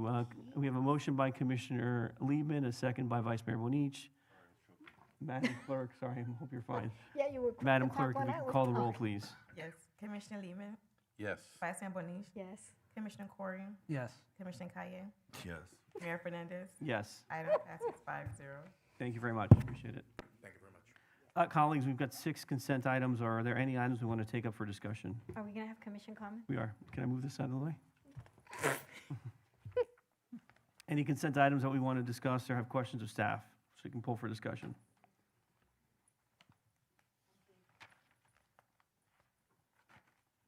I'm fine. Okay. If we have no desire to discuss these items, can I get a motion on items 1 through 6 once the clerk reads all the items into the record? You wanna do I'll it? move the See? motion. Okay, Madam Clerk, if you can read items 1 through 6, please. Yes. Consent agenda, item 1, a resolution approving an agreement with Miami Kids LLC, DBA Miami Kids Magazine for event management services for the Santa's Parade of the L's event in an amount of $10,000. Item 2, a resolution selecting and awarding a contract for construction to Hycon Investments LLC for construction of the restroom concessions building at South Miami Park project pursuant to invitation to bid number PR 2024-07 in an amount not to exceed $2,560,594.31. Authorizing the city manager to negotiate and enter into a contract for the project. Item 3, a resolution approving a proposal and agreement with Kimley Horn and Associates for the preparation of a comprehensive voluntary assessment and adaptation plan not to exceed $150,000. Item 4, a resolution approving and authorizing the purchase for the Development Services Department of 3 Ford Maverick pickup trucks from Duval Ford pursuant to Bradford County Sheriff's Office contract number 22-27-1.0, each in an amount of $29,757.46 for a total expenditure amount of $89,272.38, declaring the existing vehicles as surplus property. Item 5, a resolution approving and authorizing the purchase of iPlan tables workstations for iProject Solutions LLC in an amount of $14,233. Item 6, a resolution relating to budget authorizing transfer $87,000 from city manager's contingency account, solid waste workers' comp account, and solid waste supplies account to the solid waste refuse disposal fee account. Thank you, Madam Clerk. Commissioner Kai, I think you wanted to move items 1 through 6? Yes, I did. So moved. Is there a second? Second. I'll second. Okay, so we have a motion by Commissioner Kai, a second by Commissioner Corey. Madam Clerk, if you can call the roll on items 1 through 6. Yes, Commissioner Kaye, Yes. Commissioner Corey, Yes. Commissioner Lehman, Yes. Vice Mayor Bonish, Yes. Mayor Fernandez, Yes. passes, consent agenda passes 5-0. Madam Vice Mayor, why don't we take public commission reports at this time? Thank you. Pleasure. There are a couple of things I want to talk about. One being the school speed zone cameras. It was brought to my attention that these cameras are set up to ticket outside of the school speed zone hours. Upon looking at the language, it is ambiguous. It kind of says one thing at the beginning and then another thing in the middle. I've looked at it with the city attorney. We've kind of done this to ourselves. So in saying an exuberant, with the exception of some of us, yes to these cameras, we've now opened the door to giving tickets outside of school times. So I would like us to consider having us look at this again, because it is now more than I think that y'all bargained for. Well, speaking for myself on that item, I was perfectly aware that would provide for tickets during school hours, and anyone outside of school hours, I think it's over 10 miles an hour above the posted speed limit, would also get a ticket.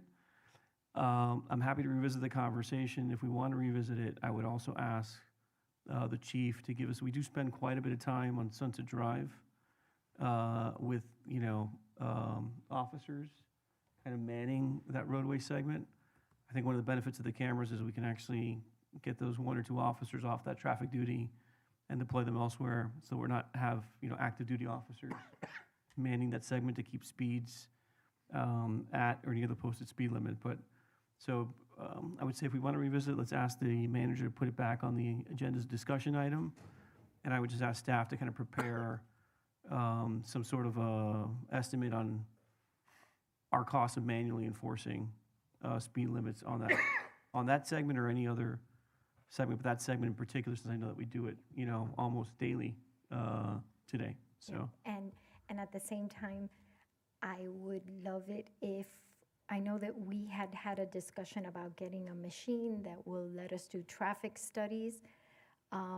If we could maybe have at another point a discussion about what I consider a speed trap on Sunset, where we go from 35 to 25 to 20 to 30. I think that that's unfair to motorists. I don't see the reason for it. I think that the idea of us going from 35 to 25 at random, down to 20 in front of City Hall, and then up to 30 in the zone where the shops are, it doesn't make sense. It's kind of counterintuitive to what one would think. So I'd like us to consider looking at that, and I'd love when and if we do that, for us to see how we're giving tickets in that area, because I think I don't think we're doing the right thing there. Yeah, I mean, I probably defer to Public Works staff there. My assumption on why we had that variable rate of speed was because of the geometry of the street in front of City Hall. It's a little bit off-center, so probably requiring people to slow down so they don't, clip each other going into that somewhat serpentine section. But, I mean, we'll get some clarification on that item, and I think, I had gotten a call recently from a colleague at the law firm saying, you really need to get your cops out of those left turn only lanes. And he's a PI lawyer, because someone's going to drive up on them and end up suing you guys for, creating an unintended hazard, because our lights are off, they're hard to see along that section. So, I think one of the benefits of the cameras is we're taking our cops out of harm's way, and we're also putting them into, active patrolling as opposed to just dedicated to doing traffic enforcement. But anyhow, let's have that conversation at a future agenda. Yes, ma'am.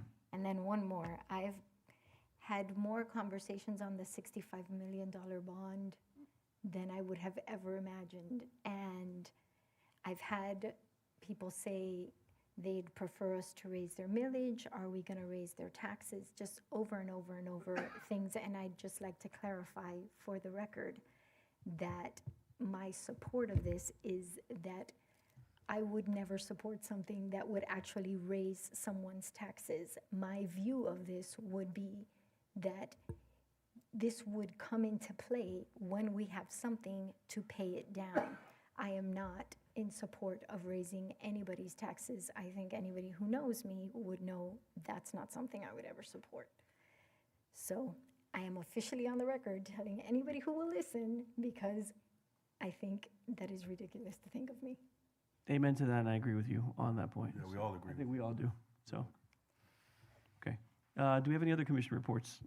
But just a clarification. Yes. For the public, in terms of the school traffic cameras, so, and I'm going to bring the chief up, if you drive more than 5 miles an hour during the school, right, crossing hours. Steve, can you elaborate on the standards of when people get a ticket? Monday through Friday, Saturday, school hours, crossing zone hour, all of, just so that way there's clarity. We have to let people know when they can speed. And I think we have a public information video on this topic that we had on our We social have- media as well, so. We have done several outreaches with not only the news media outlets, but PSA videos. We've even done handout flyers to Somi Park, Lee Park, and our senior Okay, center. we'll to do it hand out- we'll do it once more. Yes, sir. So the speed enforcement is enforced 30 minutes prior to the start of school. Okay. So that is, if it's a breakfast hour, let's just say it's 7:30, speed enforcement begins at 0700 hours. It continues throughout the school day. Now, there are times during that school period where you go from 25 miles an hour to the flashing yellows that bring you down to 15. At that point in time, the speed enforcement is at above 10 miles an hour. So 11 miles an hour and above, you're could get a notice violation. And then it continues throughout the school period, but that 15 miles an hour obviously stops at some point. The flashing yellows come off and it goes back to a 25 mile an hour school zone. There are notices of violations during that period where, again, 11 miles an hour and above 10 miles an hour, you can get a notice of violation for speeding in a school zone. And it ends 30 minutes after the end of school. So, for example, if that's 3 at 3:30, it gives the kids time to clear out of the school area, the parents to pick up the children, and that's when the school is enforced. It is not enforced during non-school hours, so not on weekends, not on city holidays or school days where school's not in session. And not on evenings then? I'm sorry? And not on evenings then? No, sir. Okay, so it's better than I thought. I thought it was all evenings as well, so. You're so funny. They- You're like, they it's better have- than I thought. And I'm like, it's They worse have than not I been thought. You see, Chief, they have not been watching the public service messages. I'm So it's all day disappointed. long? I did all those for you.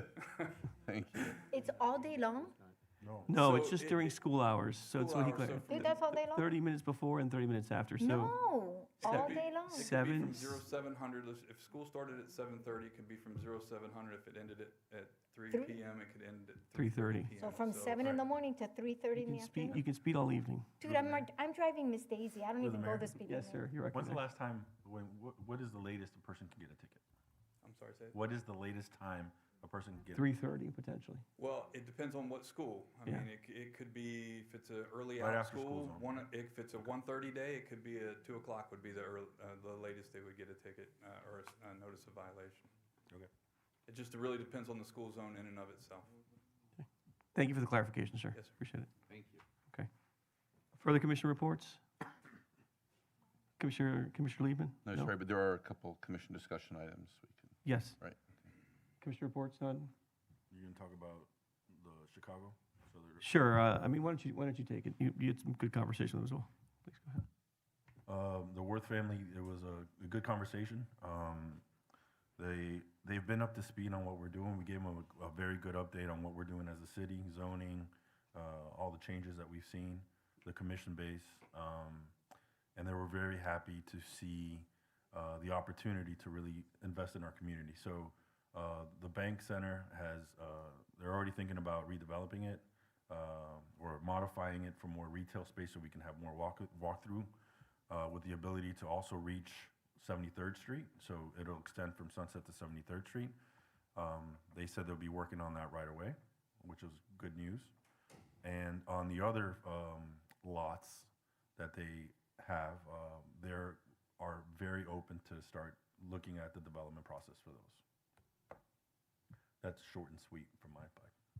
Thank you. No, again, I think they were also very complimentary of the city's leadership and our staff and the interactions we've had over the last couple of years. So compliments to all of you for putting on a great face for our city. So Commissioner Corey, did you want to add anything by way of commission reports? No, not at this time. I just want to say two thank yous to the public. One for the passage of the charter modification, which hopefully will approve the results later today. And secondly, for my own, what hopefully will be a reelection without opposition later this November. So my heartfelt thanks to our city residents for the endorsement of that item and for the opportunity to continue to serve the community for at least another couple of years. So thank you. With that, discussion items. Can you read M1, Madam Clerk? Yes, legal nonconformities. Okay, so, colleagues, this is an item, I think the memo kind of speaks for itself. This was brought to my attention by one of the candidates for a city commission seat. We have a very short period of time in which people can preserve the existing rights that they have that are legal and non-conforming. And so the intention here is to direct staff to prepare an item for consideration, I'm assuming by the planning board and then by the city commission, to basically put our legal nonconformities provision, I would say, in a similar posture to most communities across Florida, which gives people a larger window of time to submit a permit application and thereafter complete improvements, so they can basically restore the existing buildings that may have been damaged by some act of God. So that is the sum and substance of the item. Mr. City Attorney, did you want to add anything by way of comment? No, sir, other than the main focus, I guess, of this question was really how much time should we be providing for this? And if we could get, if it's the will of this commission to modify that, just give me that direction so we can write that up. I think you had it 180 days to Yeah, that submit an application. That was the recommendation. Yeah, I'm fine with the recommendation. I think that's pretty customary. Any comments, colleagues, on that? 100 days to submit. Yeah, thank you for bringing this forward. I absolutely support the item, and this is consistent with the intent with what I did in the CRA with making legally non-conforming lots right, Yep, correct. conforming, so. With that, I'll move the discussion item for adoption. Is there a second? Second. Okay. Do we need to take action, Madam Clerk, or is the direction sufficient? Okay, so if there's no objection to the direction, we'll just have the city attorney prepare an ordinance for consideration by the planning board. M2, if you can read into the record as well. Yes, fences and walls in front yard. Thank you. I asked for this to be added to the agenda. Obviously, I have limited time left, so I just wanted to bring up the discussion, and then should it be the will or interest of the commission, they can continue it. It's not on my short priorities list for the next couple months, but it's something I thought about a long time ago. They would joke in South Miami that the backyard is the front yard because the kids play in the front yard, and one of the great things about South Miami is that it's so neighborly. But everything, if you know anything, if you experience anything with design, it's all about line of sight. So when you look down a block, if there are no fenced-in front yards, you can see the entirety of the block. Your eye stops at the first fenced-in yard. And these fences are becoming more like walls, and they're becoming denser. In our code, you need X amount of visibility, but there's ways around that. And it's just the reality of the marketplace. As more wealth moves into the area, homes are selling for more than 10 times what they sold for originally. That's accurate. And as more wealth moves into the neighborhood, it's just that's a product of a new demographic moving to the city, and these brand new homes. I know for the most part thus far, you don't see as many as we may, as we could, but I think it's to preserve that neighborhood character and not just the visual, but having neighbors engaging with other neighbors. Yeah, I'd like to see us revisit that. And these aren't Pinecrest estate lots. A lot of our lots are just simple quarter acre, almost 11,000 square foot lots. So I personally think once you start to see more, it's going to detract from the neighborhood quality of life in South Miami. So, and I definitely like to hear the city attorney, everyone's, but the city attorney and the mayor's position on this, 'cause I think you've seen. I agree with your observation. I think it certainly makes the neighborhoods feel more inhospitable, right? I think the only place that they do make sense, often given just the traffic on some streets, is on some major arterials like an 80th Street. Certainly proliferated there. I think that makes sense. A 62nd Avenue, which connects to neighborhoods, but in the interior neighborhood streets, in my mind, less is more. So I'm supportive of the item and would love to see it move forward towards some sort of, draft policy formulation for the planning board and this commission ultimately to consider. Further comments or thoughts, colleagues?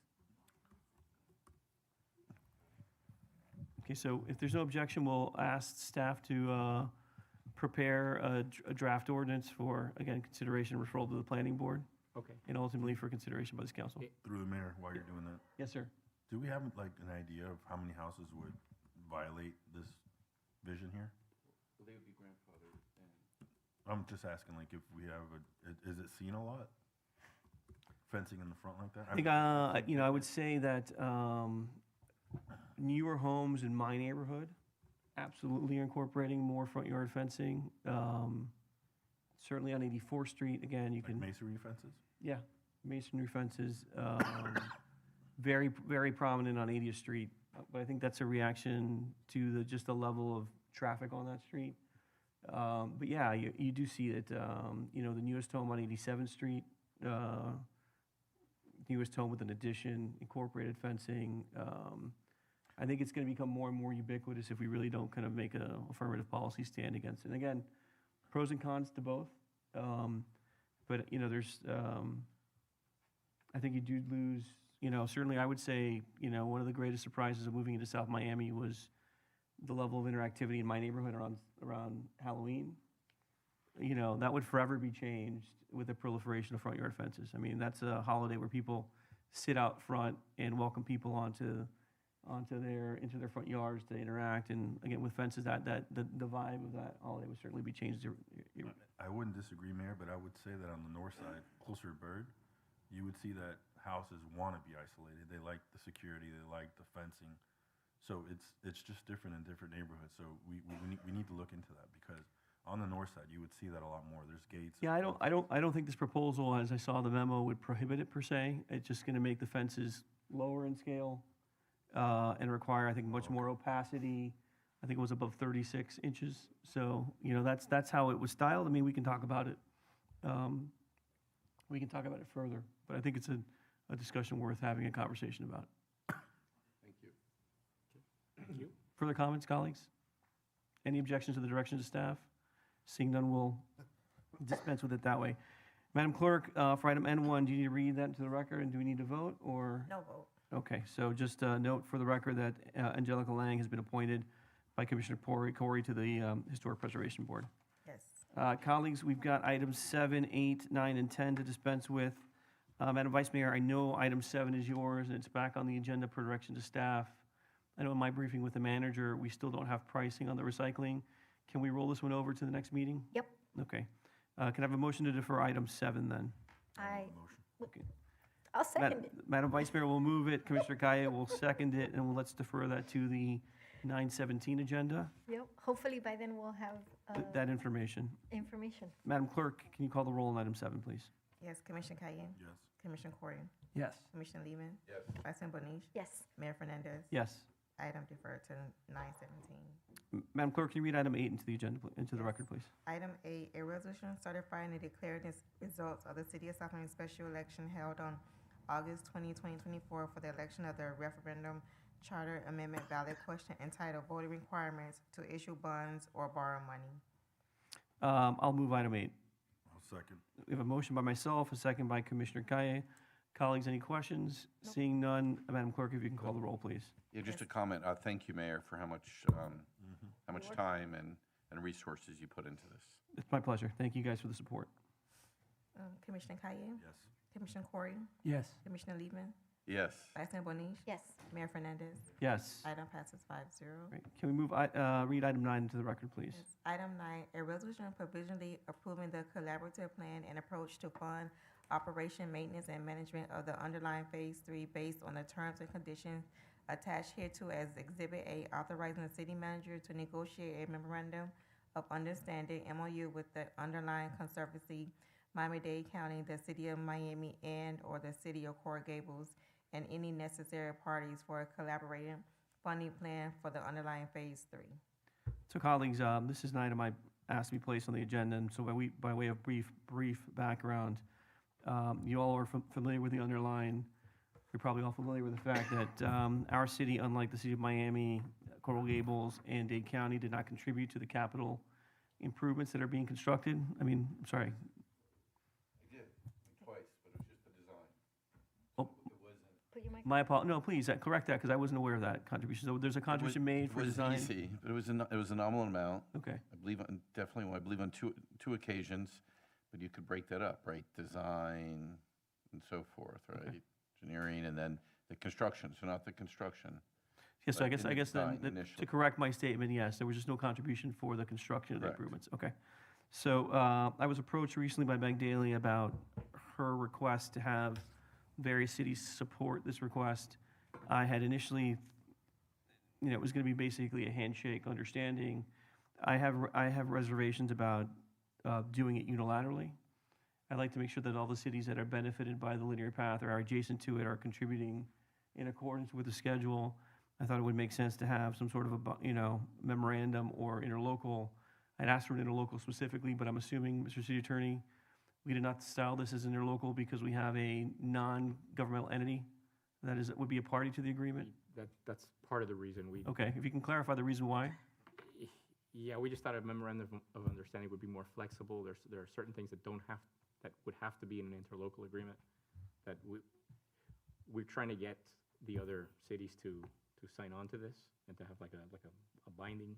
The memorandum of understanding would accomplish that. Okay, so that's the reason for at least a change in my mind. And again, what I would like to do is, if we're going to commit to fund it, I want to make sure that we can put pressure on our neighboring jurisdictions to do their part as well and have some sort of a contractual relationship with them, obviously subject to the typical caveats for budget and appropriation annually. But again, I thought, not an insubstantial amount of money for us to commit annually at $300,000. It's an obligation that would start in fiscal year '26 once the facility is open. That is the reason for the request. As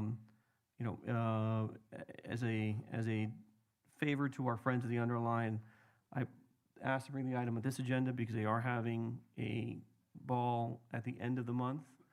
I thought it would at least be good to be able to announce that ourselves, and I believe the city of Miami, will be moving a similar item forward to adopt this funding model.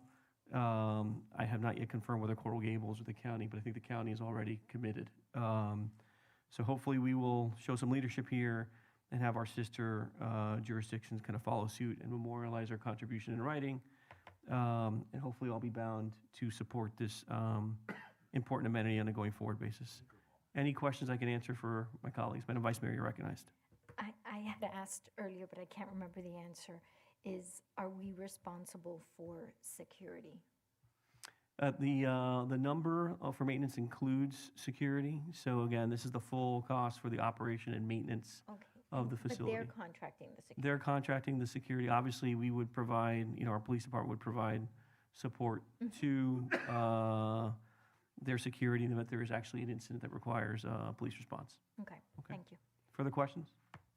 Okay. Without further questions, I'd like to move the item. Is there a second?